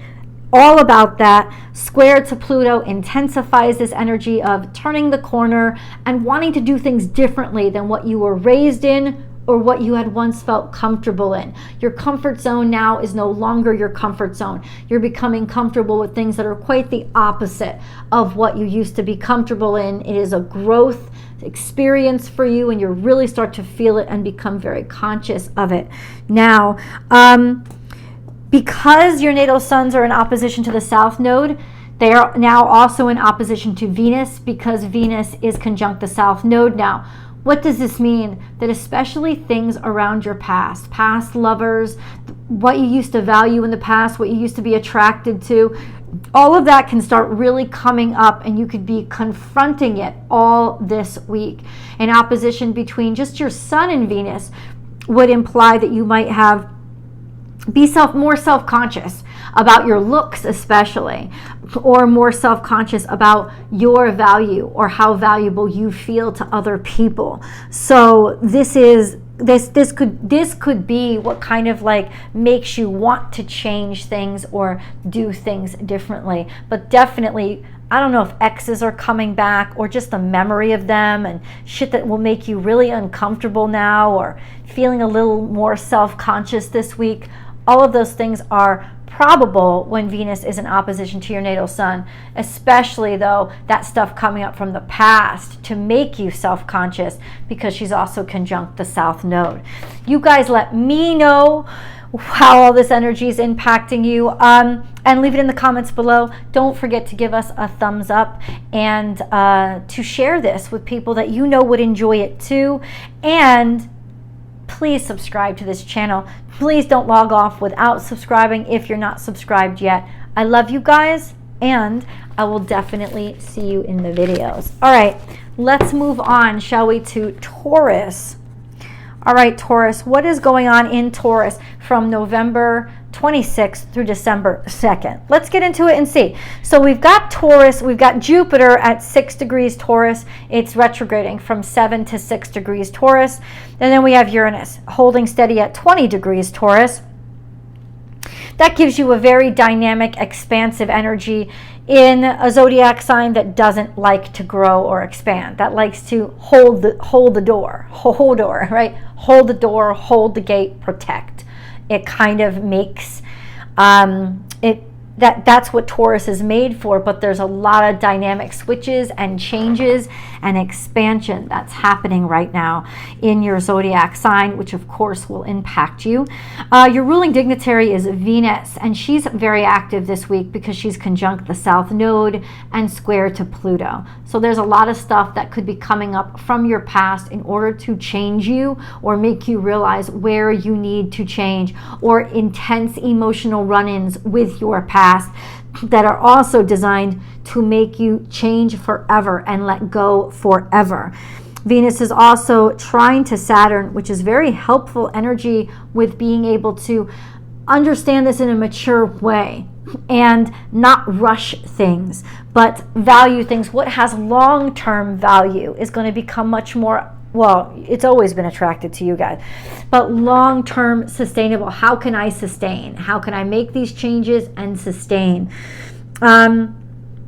To my pocketbooks, to my relationships, to my value systems. And then we have the semi-square to Mars, which is also kind of virility and vitality, or feeling a little bit of oomph of energy in your desire. There is a definite certainty with regards to change and wanting to not ever look back from those changes with regards to anything that you value or that really turns you on. Let's get into the decans, shall we? So Taurus, if you know that your natal sun is between 0 and 9 degrees Taurus, you guys are Taurus 1. This correlates to Taurus birthdays in April. So April 22nd through, say, May 1st. This would be you guys. Your natal suns are the ones conjunct to Jupiter, giving you a big head. I know this because I have it in my natal chart. It kind of you're really optimistic. You're kind of optimistic all the time. So there's beautiful optimism there, but there's also, you're so optimistic that you just kind of expect things to work out, and you can get very disappointed very quickly. You could also feel like, oh, I'll get this in one dance class, or I'll get this in one lesson.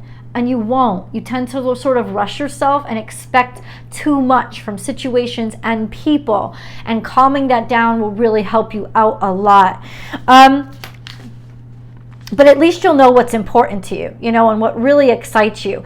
Holding on to that excitement, sometimes you can lose it really quickly too, like bursts of energy and then sort of a drop off. If that's happening to you, it's because your natal suns are currently conjunct to Jupiter.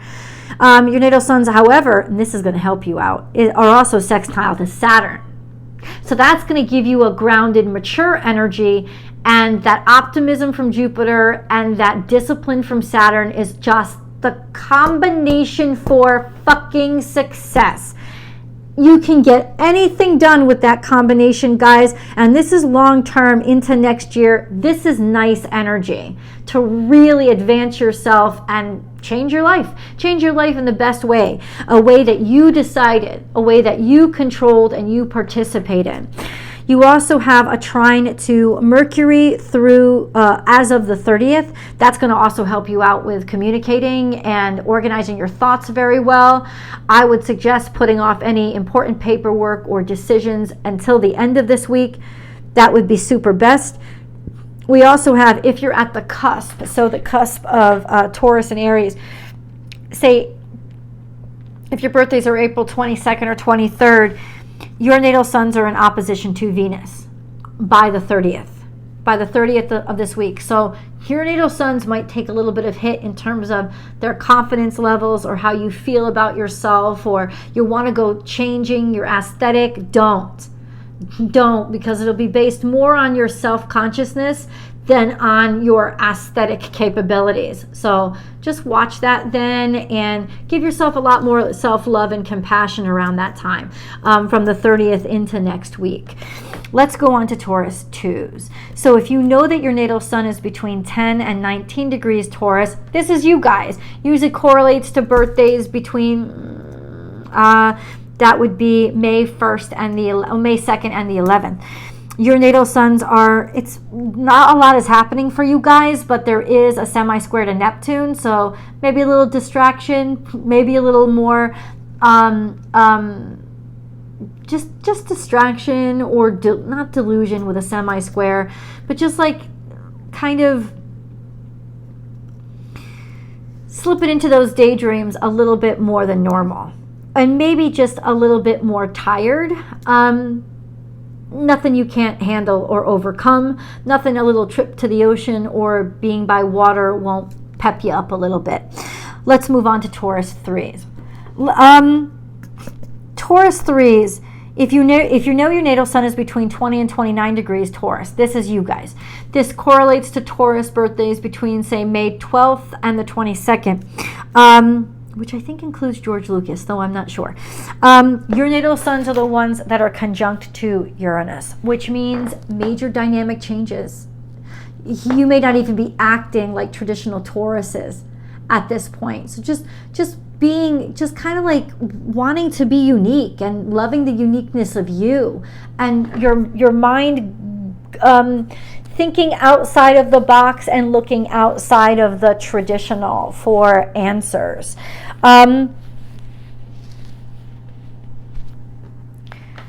That's long term. So over the course of this year, you could find that you are going through a lot of transitions and you are not the same as you once were. I think it's more from an interest perspective, though.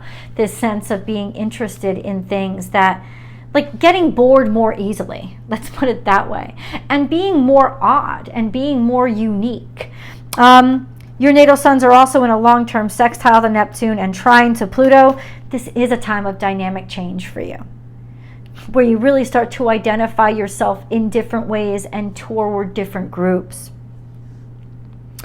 Also, a lot of innovation. If you're into technology, could be major technological breakthroughs that are happening in your life or that you're participating in, depending on what your job is. Or you might get into those kind of jobs now. This week, your natal suns are quincunx to Venus and the South Node, so there could be a lot of agitation coming up from the past, from past relationships especially, that show you value systems that don't fit you or that you don't even like anymore. But they will rear their heads and irritate the crap out of you this week. And then we have the trine to Pluto, and then we have also a quincunx to Mercury. So different frustration or agitation can come out in your words, so it's more important to watch how you speak, or just getting agitated with all this tech stuff and things not coming together right, or they will, but they're just going to frustrate the crap out of you because all the details are going to kind of be coming at you all at once. Could just be a little bit more frustrating, or all the questions that people are asking you could be a little bit more frustrating this week. Just an FYI. If you're at the cusp, so that's the Taurus Gemini cusp. If you're born May 21st, 22nd, your natal suns are in opposition to Mars, and they're in opposition to the sun through the 30th. Opposition to the sun through, the 30th of November, and opposite to Mars all week. Only the cusps. And I say this because opposition to Mars and the sun is really intense energy that could lead to injury, because it's very impulsive and reactionary. So, and you're very confident while you're doing it. So watch out for more breakages to the bones, more injuries, could even be car accidents, this sense of moving faster than you're actually capable of going. It's really, really good to try to ground yourself, either with breath work or through actual grounding, walking on the earth, anything that's going to take away all of that impulsive energy or help to neutralize it a bit will really help you out in this energy. So be aware of it. I love you guys so much. And if you haven't yet, please subscribe to this channel. Trying to reach 11,000 by the end of this year, and I know we can do it. Give us a thumbs up before you log off. Share this video with friends that you know would love it too. I love you guys, and I will see you in the videos. Bye. Gemini. Okay, let's go, Gemini. What's going on in Gemini from November 26th through December 2nd? Well, actually, there's quite a bit that's happening because we have the full moon. So from November 27th to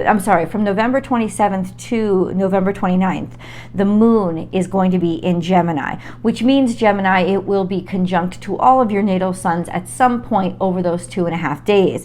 The full moon happens early in the morning, almost like 12 a.m. type of thing in California on the 27th of November at 4 degrees Gemini. It is in opposition to, of course, the sun, but that's a given. It's in opposition to Mars, and it is square to Saturn. I'm going to make a whole video on this. In fact, I think I'm going to go live and talk about it with you guys, with who it's going to impact the most. But with an opposition to Mars and a square to Saturn, this is very contentious energy, and the emotions being released could be very angry and damaging. Just an FYI, there's a lot of built up, pent up emotion, especially with that kind of suppression that Saturn puts on emotion. And especially, now there could be some conflict with actual authority figures or parental figures in your life. Quite explosive energy around that time. Could be violent as well. So it's something that you want to be aware of. I like the fact that the moon is in Gemini, because usually in Gemini, the violence comes out in talk instead of action. It comes out in speech. So it could be a lot of angry words that are being expressed around that time. Certainly words are going to be extremely powerful and potently longevity, like potently long term, because of that square to Saturn. If you're manifesting, this is going to be really powerful energy for you guys to manifest under, because Saturn will take note. So be careful what you wish for on this day, and be very, very precise with what you're manifesting into your life. Just an FYI. Let's talk about what is going on with Mercury. Mercury is in Sagittarius right now. It starts off in Sagittarius. It's moving from 23 degrees Sagittarius through 1 degree Capricorn, because on December 1st, Mercury moves from Sagittarius into Capricorn, making it much more serious, practical, litigious, especially since it's sextile to Saturn and sextile to Venus, which rules finances. This is a major point where we will be focused mind on our money as well as our financial restrictions, and that will come into play majorly globally, and that's something that you should be aware of. We have Mercury that is going to be by the 1st trine to Jupiter, but all week long it is going to be sextile to Venus and sextile to Saturn. Let's go into the decans, shall we, Gemini? If you know that your natal sun is between 0 and 9 degrees Gemini, you are Gemini 1s. This usually correlates to Gemini birthdays in June. So from, say, June 22nd through July 1st, it could, no, that's Cancer. So from, sorry, let me go back. It usually correlates to Gemini birthdays in May. So anywhere from May 22nd to May 31st, that would be you guys. Your natal suns are going to be the ones conjunct to the full moon. So this is particularly powerful energy for you with regards to what you say and how you behave around this time.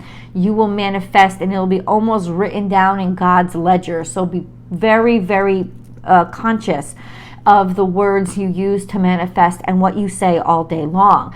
Also, be aware, not beware, but be aware of your anger, of outbursts, of you're going to be very, very, become very aware of restrictions on you. Like the air just gets sucked out of the room kind of energy. You will feel it intensely.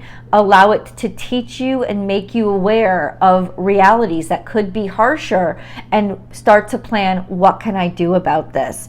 But really, because of the opposition to Mars all week long, the opposition to the sun through the 1st, this is going to be very challenging energy for you, emotional, especially around the 27th with that full moon riding your sun. This sense of, I'm not good enough, I'm being restricted, I'm angry. There's a lot of those emotions there. So self-care, ways to ground yourself, to calm yourself and care for yourself, and compassion are really important, especially around that full moon.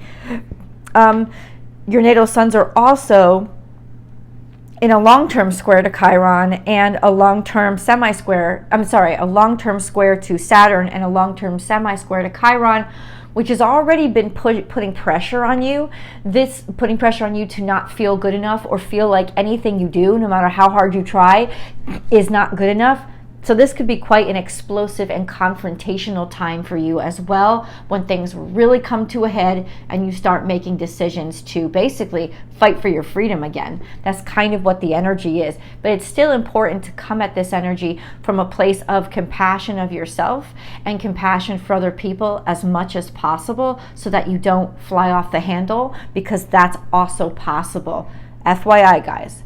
Those are especially around like the 26th, 27th, 28th. This is a very important day for you to find a way to self-care, self-calm yourself, not necessarily self-soothe, but calm yourself and care for yourself, and try to be as open-minded as possible to look for other ways. With that opposition to Mars and square to Saturn, there could also be a lot of closed-mindedness that normally isn't you. Let's move on to Gemini 2. If you know that your natal sun is between 10 and 19 degrees Gemini, you guys are Gemini 2. This correlates to Gemini birthdays between June 1st and June 11th. So your natal suns will be conjunct the moon the day after the full moon. It's still very potent and powerful. This is the day when it's also, the moon also becomes quincunx to Pluto, says a quick quadrate to Pluto, says a quick quadrate to Venus. These are minor aspects, but because they're both impacting you at the same time, there could be just this energy of real anger, frustration, and I'm not going to take it anymore, or something ending and falling to pieces, especially with regards to romance, your romantic feelings, your desires, or finance. Something that really changes very abruptly on that day. By the 2nd, so at the very end of this week, your natal suns will come into opposition with the current sun. So it could feel like after that point, you don't have self-esteem as high. There's conflict with how you feel about yourself. You're asking questions about yourself, or you're coming into conflict with other people's egos. That's by the end of this week into next week. So that is a challenging energy. You do have a long-term sextile to Chiron, however, which should help you focus on or remember the challenges that you've been through, to empower you to get through whatever's in front of you now. There is that sense of help coming from your past experiences, past challenges, past wounds, and what to do with them and how to survive any challenges now. On the 2nd, December 2nd is a really potent day. Your natal suns are going to be sextile to the moon. The moon is in part of a grand trine to Chiron, the sun, and the moon. What does that mean? There will be a lot of illumination with regards to self-discipline, how far you've come in terms of self-discipline, what you need to do to like almost like acceptance and almost an empowerment and a comfort when it comes to like self-personal authority, actualization, and realization. So that could be a quite revolutionary day for you. But all in all, kind of it's like things are shifting and changing big time with how you perceive yourself and the world this week. Let's move on to Gemini 3s. So if you know that your natal sun is between 20 and 29 degrees Gemini, you guys are Gemini 3s. This correlates to Gemini birthdays between the 12th of June and the 22nd of June. Lots going on for you guys. So your natal suns are going to be conjunct the moon on the 29th of this week. That's actually very helpful energy and empowering energy. It kind of makes you feel like your private self and your outer self are in alignment, like a fuller understanding of who you are. So it kind of comes off as confidence or contentment. Your natal suns are sextile to the north node and trine the south node, which is conjunct to Venus. So your natal suns are trine to Venus, trine to Saturn, and in opposition to Mercury. There could be a lot of in other words, opposition to Mercury is tough all week long. It's tough because of just opposition to Mercury. It feels like a mini Mercury retrograde. But there is a lot of balancing and harmony that's coming from Saturn and Venus to try to almost kind of help or assist you in not overreacting when it comes to any kind of discipline that you have to apply to your passions or desires.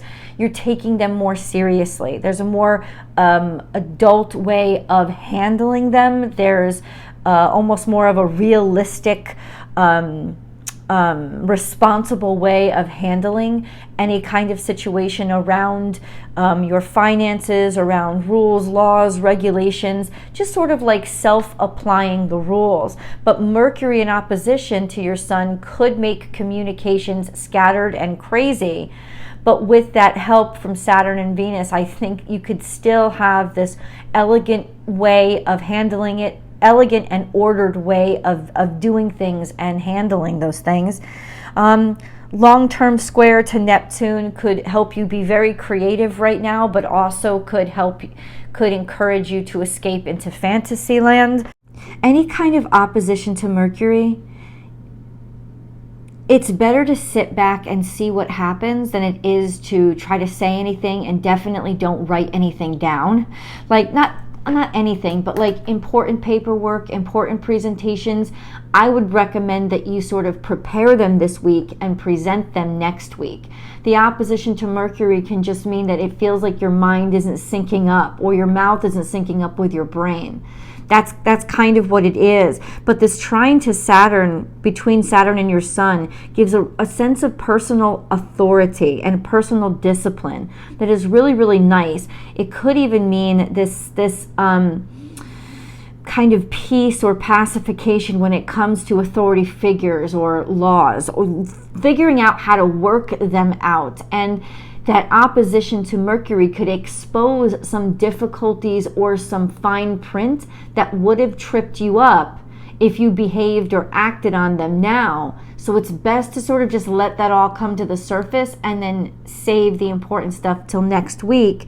The trine to Venus is going to help you feel good, look beautiful, feel beautiful. There's a lot of personal self-authority and grace with these energies that are very helpful, but that opposition to Mercury still could trip you up when it comes to how you're communicating things. All in all, next week, an eye-opener for what you're dealing with, what you have to deal with, or for the situations at large.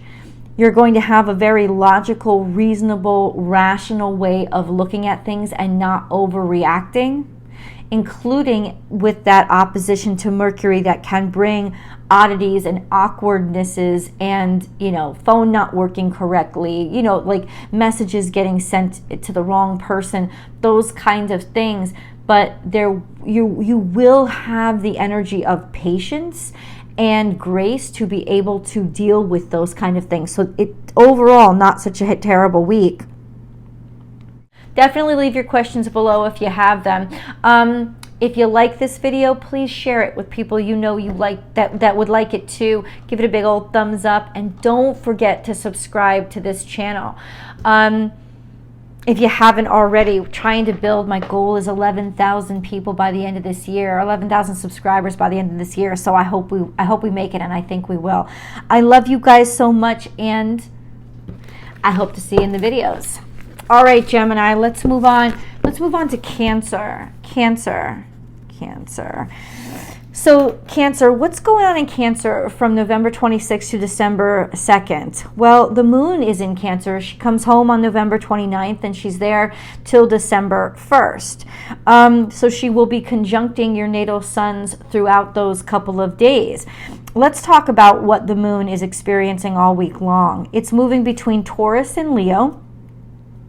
On the 27th, there is that beautiful full moon at 4 degrees Gemini that is in opposition to Mars and square to Saturn. This could create a lot of angry energy, frustrated energy, rebellious energy that makes you really pop off, feeling oppressed, feeling like you can't do anything, feeling restricted, and that's where the anger will come from. But because that square, because it's square to Saturn, a square means to challenge you, to get you to know something or to understand something. So expect that your work will be frustrating you around this time. Expect that, you know, you'll feel like there's burdens weighing heavy on you, like you're dealing with too much. But believe me, you won't, and it won't last that long. So it actually will help you kind of release energy through the stress of it all. But it will be stressful, angry energy. So try to ground yourself so that you don't get pop-offish, and ground yourself, be compassionate, compassion exercises, loving yourself, loving others deeper, because shouting and screaming and yelling or saying threatening, mean things is big in opposition to could be big around this time, because the moon will be in Gemini at that time. Release of angry, frustrated words around this time, 27th, 28th especially. On the 28th, the moon will eventually trine Venus and be in opposition to Mercury. So you may be able to say things eloquently. So there's this optimism with the trine to Venus, but there's opposition to Mercury between Mercury and the moon. That's like your feelings and your thoughts aren't syncing up. That trine to Venus may mean that, especially through creative things like poetry or music, you could help to find balance. So use those things as tools to find balance to those awkward dissonance between your mind and your heart. We have on the 29th, the moon goes into Cancer. So you'll feel a sense of maybe comfort, coziness. A lot of times I get lazier when the moon goes into Cancer, because it is my lunar return, but it's also just a sense of, oh, homecoming. So your mood might become more tranquil, definitely more peaceful, yes, but also lazier. Be compassionate to yourself. Just trust it. It's only 2.5 days. During this time on the 29th, the moon is going to trine Saturn and sextile Jupiter. That can be a very productive day, a feeling of knowing what to do and having the power to do it. And then on the 30th, the moon will trine Neptune and square the nodes.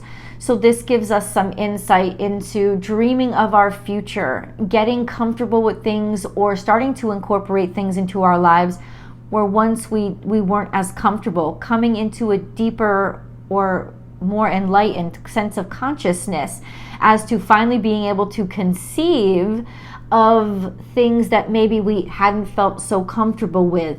It's like it could be a turning point in terms of our imagination, or what our imagination can help us experience or conceptualize.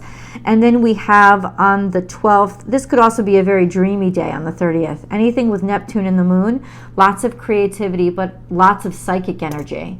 Watch those dreams. Could really be communicating a lot of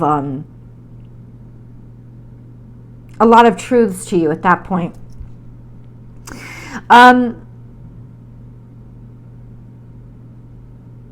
Yeah, that's all I'm going to say at that point. And then on the 1st of December, the moon will transit into Leo. By the 2nd, the moon will come into a grand trine with the sun and Chiron. December 2nd, that's a very powerful day, because Chiron has to do with healing. Really, it is a healer. It's a healer through trouble and struggle, but it is healing. And then you have the sun and the moon. You'll have the sun trine the moon, trine Chiron for a little while on the 2nd. So this can really illuminate some personal healing experiences. It could catalyze or help us to really put back into balance our understanding of who we are, self-love and acceptance. So that's a very healing energy on that day. Yes. So let's break everything down into the decans. So the 3 decans of Cancer. Okay.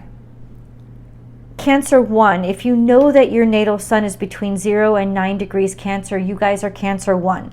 This correlates to birthdays in June, Cancer birthdays in June, between June 22nd and, say, July 1st.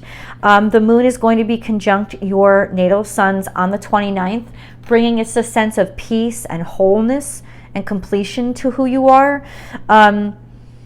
Your natal suns are sextile to Jupiter, which is long-term. They're trine to Saturn, which is long-term. And this week, they are trine to Venus and trine the South Node. This is beautiful energy. This is really helpful energy. I know that sextile to Jupiter and that trine to Saturn are long-term. So over the course of this year, this is a beautiful year for growth and expansion, especially of your career and almost growing up, taking more personal authority over your life. But that trine to Venus this week is going to really help when it comes to financial situations, easing them out, easing out all of this energy, especially maybe even from past financial situations, or finding value or worth in yourself that you weren't conscious of. As well as being able to find comfort in partnership especially. This is a beautiful time to date, beautiful time to be romantic. It is a very romantic energy since the South Node is in Libra. It's all about partnership and harmony and happiness in your partnerships. This is a very beautiful week for love and romance for you and being able to be productive. It's great. Let's go on to Cancer 2s. So Cancer 2s, if you know that your natal sun is between 10 and 19 degrees Cancer, you guys are Cancer 2s. Not much going on for you. Your natal suns are conjunct the moon on the 30th. This is usually a day that you're feeling stronger and more powerful and tranquil in yourself. That square to Chiron has been long-term. It will continue to be long-term through the middle of next year. So really just feeling like everything has to be extra hard for you all the time, but you've been carrying this weight this year, and it really is to strengthen you up, to train you up to be a better version of who you are, so that when it shifts out of the 2nd decan of Aries and it's no longer square to us, we will be stronger. We will be stronger. It's just tough energy, but it's there to toughen you up. All right, so here we go. Cancer 3s. If you know that your natal sun is between 20 and 29 degrees Cancer, you guys are Cancer 3s. This correlates to Cancerian birthdays between July 12th through the 22nd. Your natal suns are going to be conjunct the moon on the 1st of December, a day of contentment, a day of feeling stronger in yourself, more comfortable in your own skin.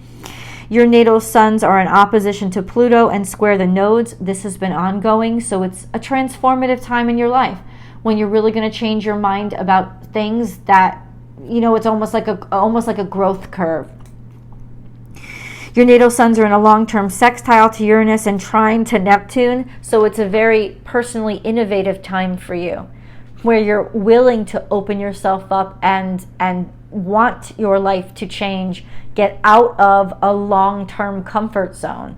But this week in particular, your natal suns are going to be square to Venus. So if you find that you're having more issues with your romantic partner, more conflicts with how you feel about yourself, especially how you feel about how you look, or more conflicts with finances, feeling more restricted, that's why. It will only last this week, but there definitely could be some challenges with regards to spending too much, trying to overcompensate that you don't feel good about yourself by spending too much, or feeling bad about yourself because the bank book is low. All of those things could come up around this time. It will not last forever, but the key to squares is to confront them, not to try to deny them, to look at them and learn from them, and then the energy will be released and you could actually be ahead of the game. Just an FYI. I love you guys so much, and I hope this information has helped you. Excuse me. If you haven't yet, please give this a big old thumbs up. Share it with people that you know would like it too. And then Cancerians, if you haven't yet, please remember to subscribe to this channel. I'm just losing my words, guys. I'm so sorry. Please remember to subscribe to this channel and help the channel grow. I love you guys so much, and I will see you in the videos. All right, so let's move on to Leo. What is going on in the zodiac sign of Leo from November 26th through December 2nd, 2023? This is what's going on. We have the moon. It's basically, that's it. So we have the moon from December 1st through the 2nd in your natal, in Leo itself. So around that time, it will conjunct most of your natal suns, creating an effect of wholeness and completeness about your sense of self. What's going on with the sun, though? This is not the easiest week for the sun, because the sun is moving between 4 and 10 degrees of Sagittarius. That puts it conjunct to Mars all week, making it extra feisty. The sun is ahead of Mars now, so Mars's energy is kind of servicing the sun instead of vice versa. So ultimately there is more energy, more vitality, more sexuality, more confidence. That's really good, but there can also be a sense of more abrasiveness as well as reactionariness, a sense of more pugilistic energy, of fighting more. A risk of injury tends to be higher. I say this because the sun is also going to be square to Saturn through about the 30th of this week, and I would say that's really difficult energy, especially with the conjunction to Mars, because there's going to be plenty of reasons to be pop-offish and want to fight. When you're conjunct to Mars and you're restricted by Saturn, that's just a recipe for explosion without Jupiter having to be involved. So you could be dealing with and butting heads with a lot of authority figures, laws, rules, regulations, pop-offish, speeding tickets, watch out for them. All of those things could really be coming up, or confrontations with regards to authority, rules, laws, regulations pushing down hard on you, or simply just feeling a lot of personal responsibility starting to really weigh on you. The way to deal with squares is to confront them. So anything, any paperwork that you have to fill out, any rules that get in your face or authority figures, whatever it is, confront it, listen to it, confront it, learn from it, because the squares can actually release energy that push you ahead as well. The challenge will be to not be so pop-offish, to not be so combative and confrontational this week. By the end of the week, there's a really beautiful thing that happens with the sun on the 2nd of December. The sun at that point will be around 10 degrees Sagittarius. And it will come into trine with Chiron, which is at 15 degrees Aries, and then it will also trine the moon, which will be around 13 degrees Leo at that time. Beautiful energy of healing, of resolution, of feeling good about yourself again. So it's a challenging week that leads up to a catharsis of healing and release and learning and knowing and almost greater wisdom. Beautiful, beautiful day for healing. Let's break everything down into the 3 decans of Leo, okay? We'll get into that now. If you know that your natal sun is between 0 and 9 degrees Leo, you guys are decan 1. It's in the first decan of Leo. This correlates to Leo birthdays pretty much in July. So anybody born Leo, July 22nd through the 31st, this would be you guys. Your natal suns are conjunct the sun on the 1st. So that will give a feeling of wholeness, completeness, almost contentment in the self. It'll just help you out.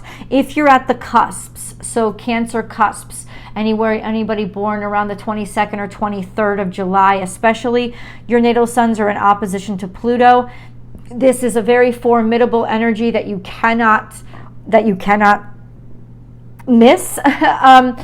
It's been affecting you this whole time. It'll affect you well into next year. There is just this sense of changing and shifting, and a lot of things is happening in your life that are shifting and changing and dynamically changing you and how you see you in the world. There is a long-term, there's a longer-term square to Jupiter, which can get you ahead of yourself. There's optimism there, there is growth there, but there's also this sense of rushing too much and trying to, or expecting things to happen too fast. So the challenge with that will be always just to, how do I slow myself down? And then we have that trine to Mars and trine to the sun all week long. On the full moon, your natal suns will be sextile to the full moon.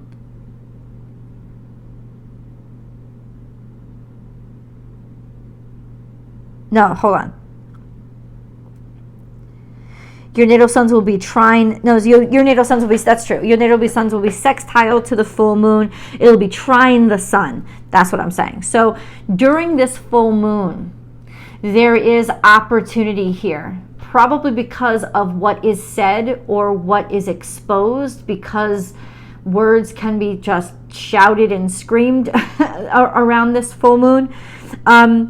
It offers you a beautiful opportunity, especially for manifestation, using your words for manifestation. Be very careful with the words that you use, but honestly, a time of sort of fulfillment, contentment, ease, a sense of opportunity that comes to maybe say what you need to say and get something off of your chest. That trine to Mars and the sun all week long is going to help with your vitality and your energy, and almost like making you more agile and feel better, especially in your body, about who you are. This sense of just knowing what to do with yourself, definitely feeling good, a great time to be physical. So there's also a quincunx to Saturn, which can frustrate you and cause a little extra agitation when it comes to feeling restricted or feeling stifled, or maybe it has to be you that stifles other people or lays down the law, which can also cause a little bit of frustration as well. But whatever needs to be done, sometimes you just gotta pull on your big boy, big girl pants and just do what has to be done. But overall, I think kind of a sobering week for you of, this is what I got to get done, this is what I can get done, feeling good about being able to take action on things that are important, even if you're getting some sass or kickback from people. FYI. Let's move on to Leo 2s. If you know that your natal sun is between 10 and 19 degrees Leo, you guys are Leo 2s. This correlates to birthdays in Leo between August 1st and August 11th. On the 2nd, your natal suns are going to be conjunct the moon. It is part of that grand trine with Chiron and with grand trine with Chiron and the sun. This is beautiful energy. All week long, your natal suns, by December 2nd, your natal suns will be trine to the sun, and that will last into next week. Your natal suns are already trine to Chiron, which means that there's been this, for the course of this year, experience of healing and kind of accepting your scars or incorporating them into your body. This sense of self is growing and being sort of loved on by all the crap you've been through. But this beautiful moment on the 2nd with that grand trine with the moon, the sun, and Chiron is just this beautiful trifecta of healing your soul, healing how you feel about yourself, maybe even some illumination on healing something physical. Beautiful, beautiful energy of happiness and a sense of, old stuff not bothering you the way it used to. This is a beautiful opportunity actually for healing this week on December 2nd for you guys. Let's move on to Leo 3. So if you know that your natal sun is between 20 and 29 degrees Leo, you guys are Leo 3. This correlates to Leo birthdays between August 11th and the 22nd.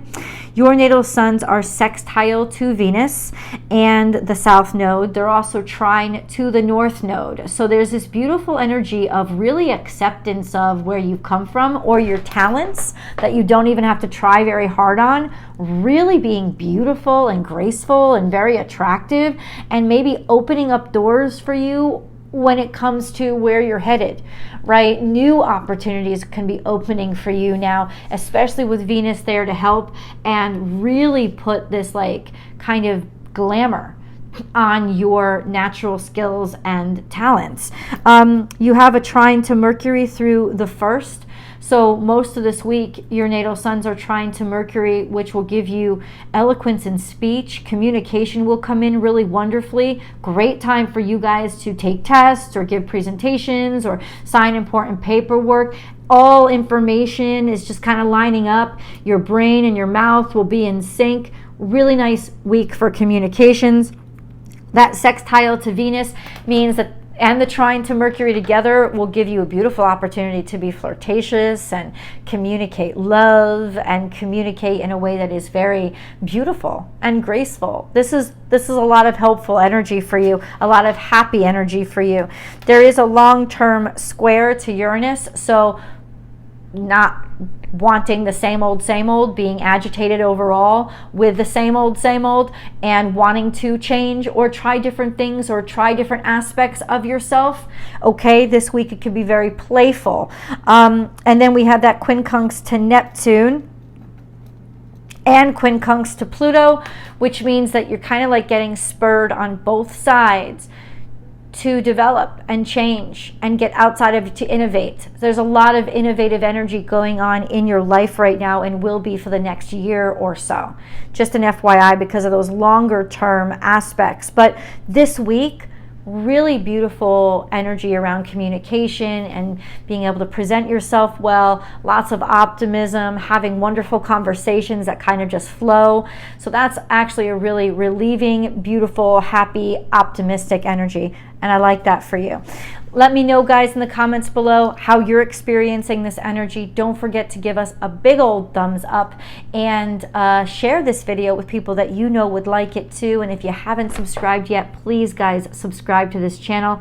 I love you so much, and I will see you in the videos. Okay, so let's move on to Virgo. Okay, Virgo. What is going on in the zodiac sign of Virgo between November 26th and December 2nd? Nothing. By the 2nd, the moon doesn't even reach you guys. So we're still kind of like nothing is conjuncting your natal suns. Okay, but what's going on with Mercury? A lot. Mercury is in Sagittarius. It will start in Sagittarius and then transit into Capricorn on December 1st. That is a change in mentality. And if the way that you talk or the way that you're thinking suddenly becomes more serious or legal-oriented, rule-oriented, that's because Mercury has transited into Capricorn. It's a big difference between Sagittarius energy, which is fun and playful, chatter, talk, social, and Capricorn, which is, okay, let's be serious and get shit done. So really a mentality change.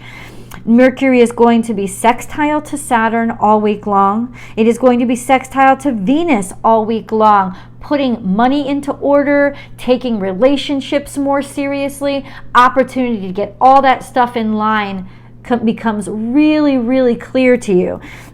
It's also going to be a square to Neptune, which is beautiful energy for creativity and especially for music, but it can also be distracting. I think with that sextile to Venus and Saturn, however, there is that energy of you could really create something very beautiful because you will have the discipline and the creativity to do it. So it could be a very inspired time for you guys, with Mercury being very sort of inspired and measured but creative at the same time. The sextile with Venus is also a sextile to the South Node and a trine to the North Node.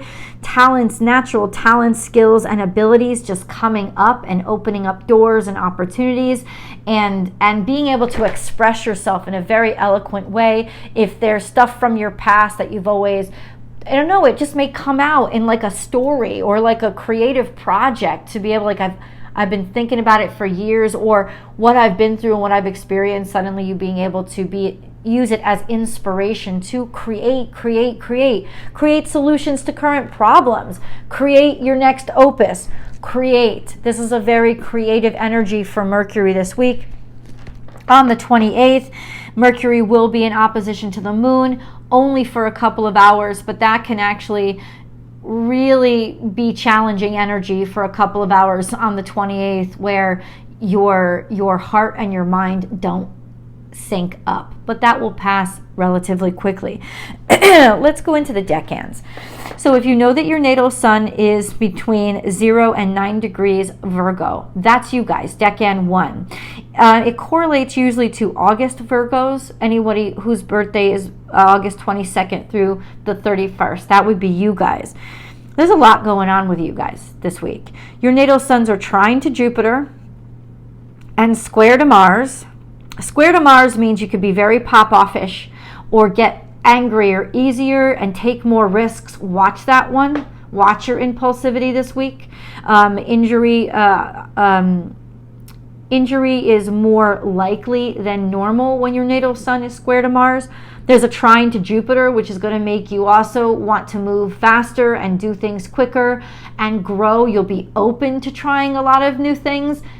Do it, but make sure it's not impulsive or rash. There is a square to the sun all week long. There's also a square to the full moon. This can create conflicts within the sense of self, within your sense of how you feel about yourself, your self-esteem. So watch out, because you could almost feel like you have to prove yourself this week. Prove yourself too much. And the square to the full moon can make you very emotional and very aggressive when you talk, especially in defense of yourself or feeling like you have to prove yourself too much. Just an FYI, by the 1st of this week, so at the end of this week, your natal suns will trine Mercury. That'll help calm things down and sort of put your practicality back in order. But all week long and for long term, you've got your natal suns have been in opposition to Saturn. So this could be a week where a lot of stuff pops off in terms of you felt restricted for so long. Now you feel you really have to prove yourself, or you're being asked to prove yourself. So it can be kind of a pressure cooker of a week for you with a lot of stress. Take care of yourself. Personal care is very important with all this energy. Try to learn from the challenges as opposed to react to them, and you could actually end up getting ahead because of all this craziness. FYI. Virgo 2s, if you know that your natal sun is between 0 and 9 degrees Virgo, you guys are Virgo 2. I'm sorry. If you know that your natal sun is between 10 and 19 degrees Virgo, you guys are Virgo 2. This correlates to Virgo birthdays between, say, September 1st and September 11th, around there. Your natal suns by the 1st, so by the end of this week, are going to be square to the sun.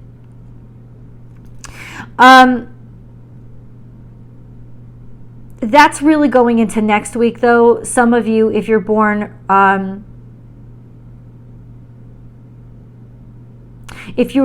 earlier in the second decan, so if you're born, say, the 1st or 2nd, you'll be feeling that square toward the midweek as well. What does that mean?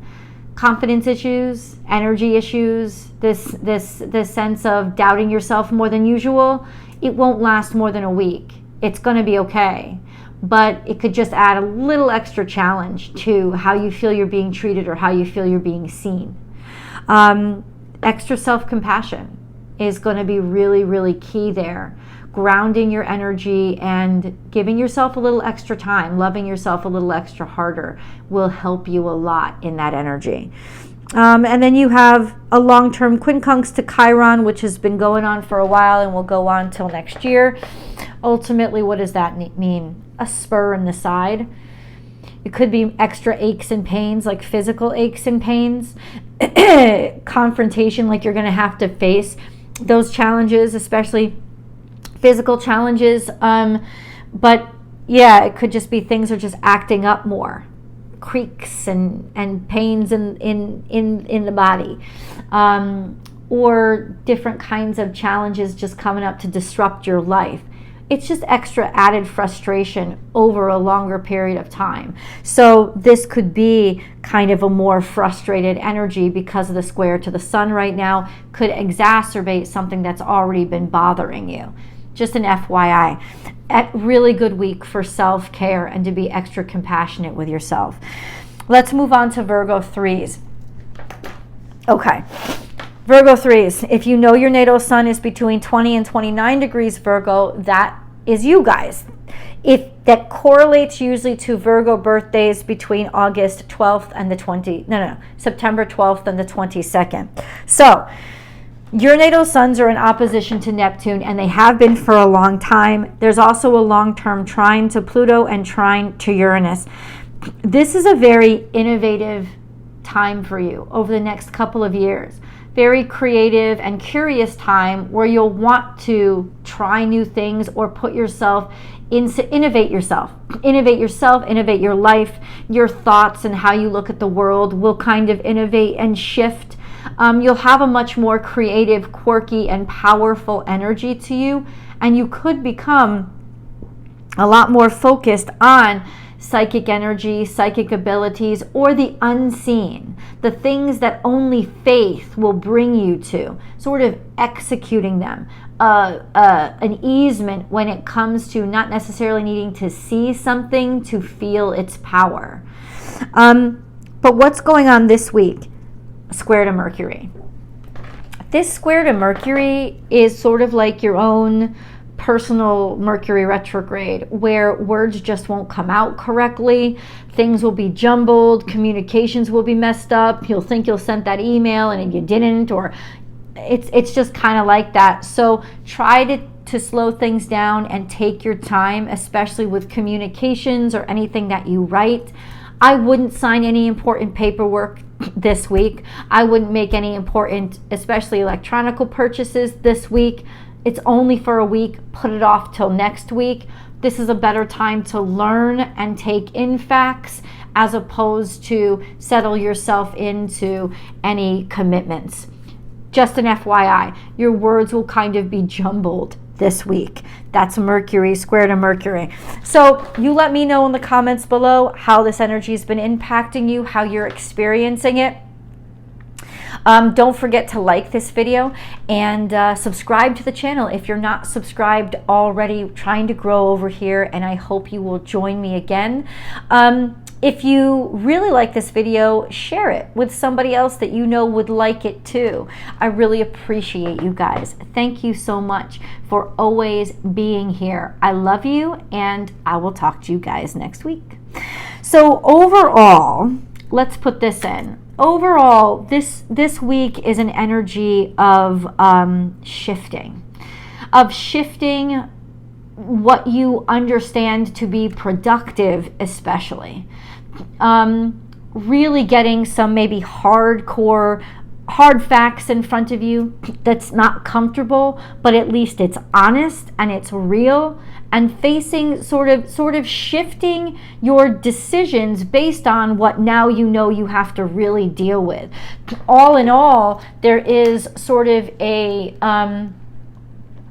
maturity about this week that is, okay, this is what I have to do. This is where my life is now. I have to confront it. I have to deal with it. And the emotional reactions that come out of those revelations or those situations. So because Saturn is so active right now, go slow. Saturn is actually starting to move forward again. I spoke about that in the big stuff, right? So with that Saturnian energy, it's really, really, really important to know that you have more time, and it's better for quality over quantity. Don't try to get a lot done. Try to get what you're doing done well. It may take more emotion. It may be more emotional or frustrating, especially for those of you who like to move fast. Slow yourself down through natural things like bathing in salt baths or meditation or grounding yourself. Put your feet in the dirt. Exercise more with exercises that you know to kind of get out that impulsive energy, and then to help your mind focus and stay clear, because you will have to do more sedentary things and take deeper looks at things, especially frustrating things like paperwork or little things, little details. So that could be very frustrating for a lot of us, but ultimately the degree to which we get that done, the degree to which we accept our challenges and we take them on, and the degree to which we can control ourselves and honor our emotions will really decide how successful this week is going to be. Overall, I would watch financial circumstances globally because of Mercury and Saturn and Venus being so interactive this week. There could be a lot of aha moments or breakthroughs with regards to those realities or what we're dealing with. Overall, I'd love to see what you think or how you're experiencing this week. Always feel free to leave comments below. I love you guys, and I'll see you in the video.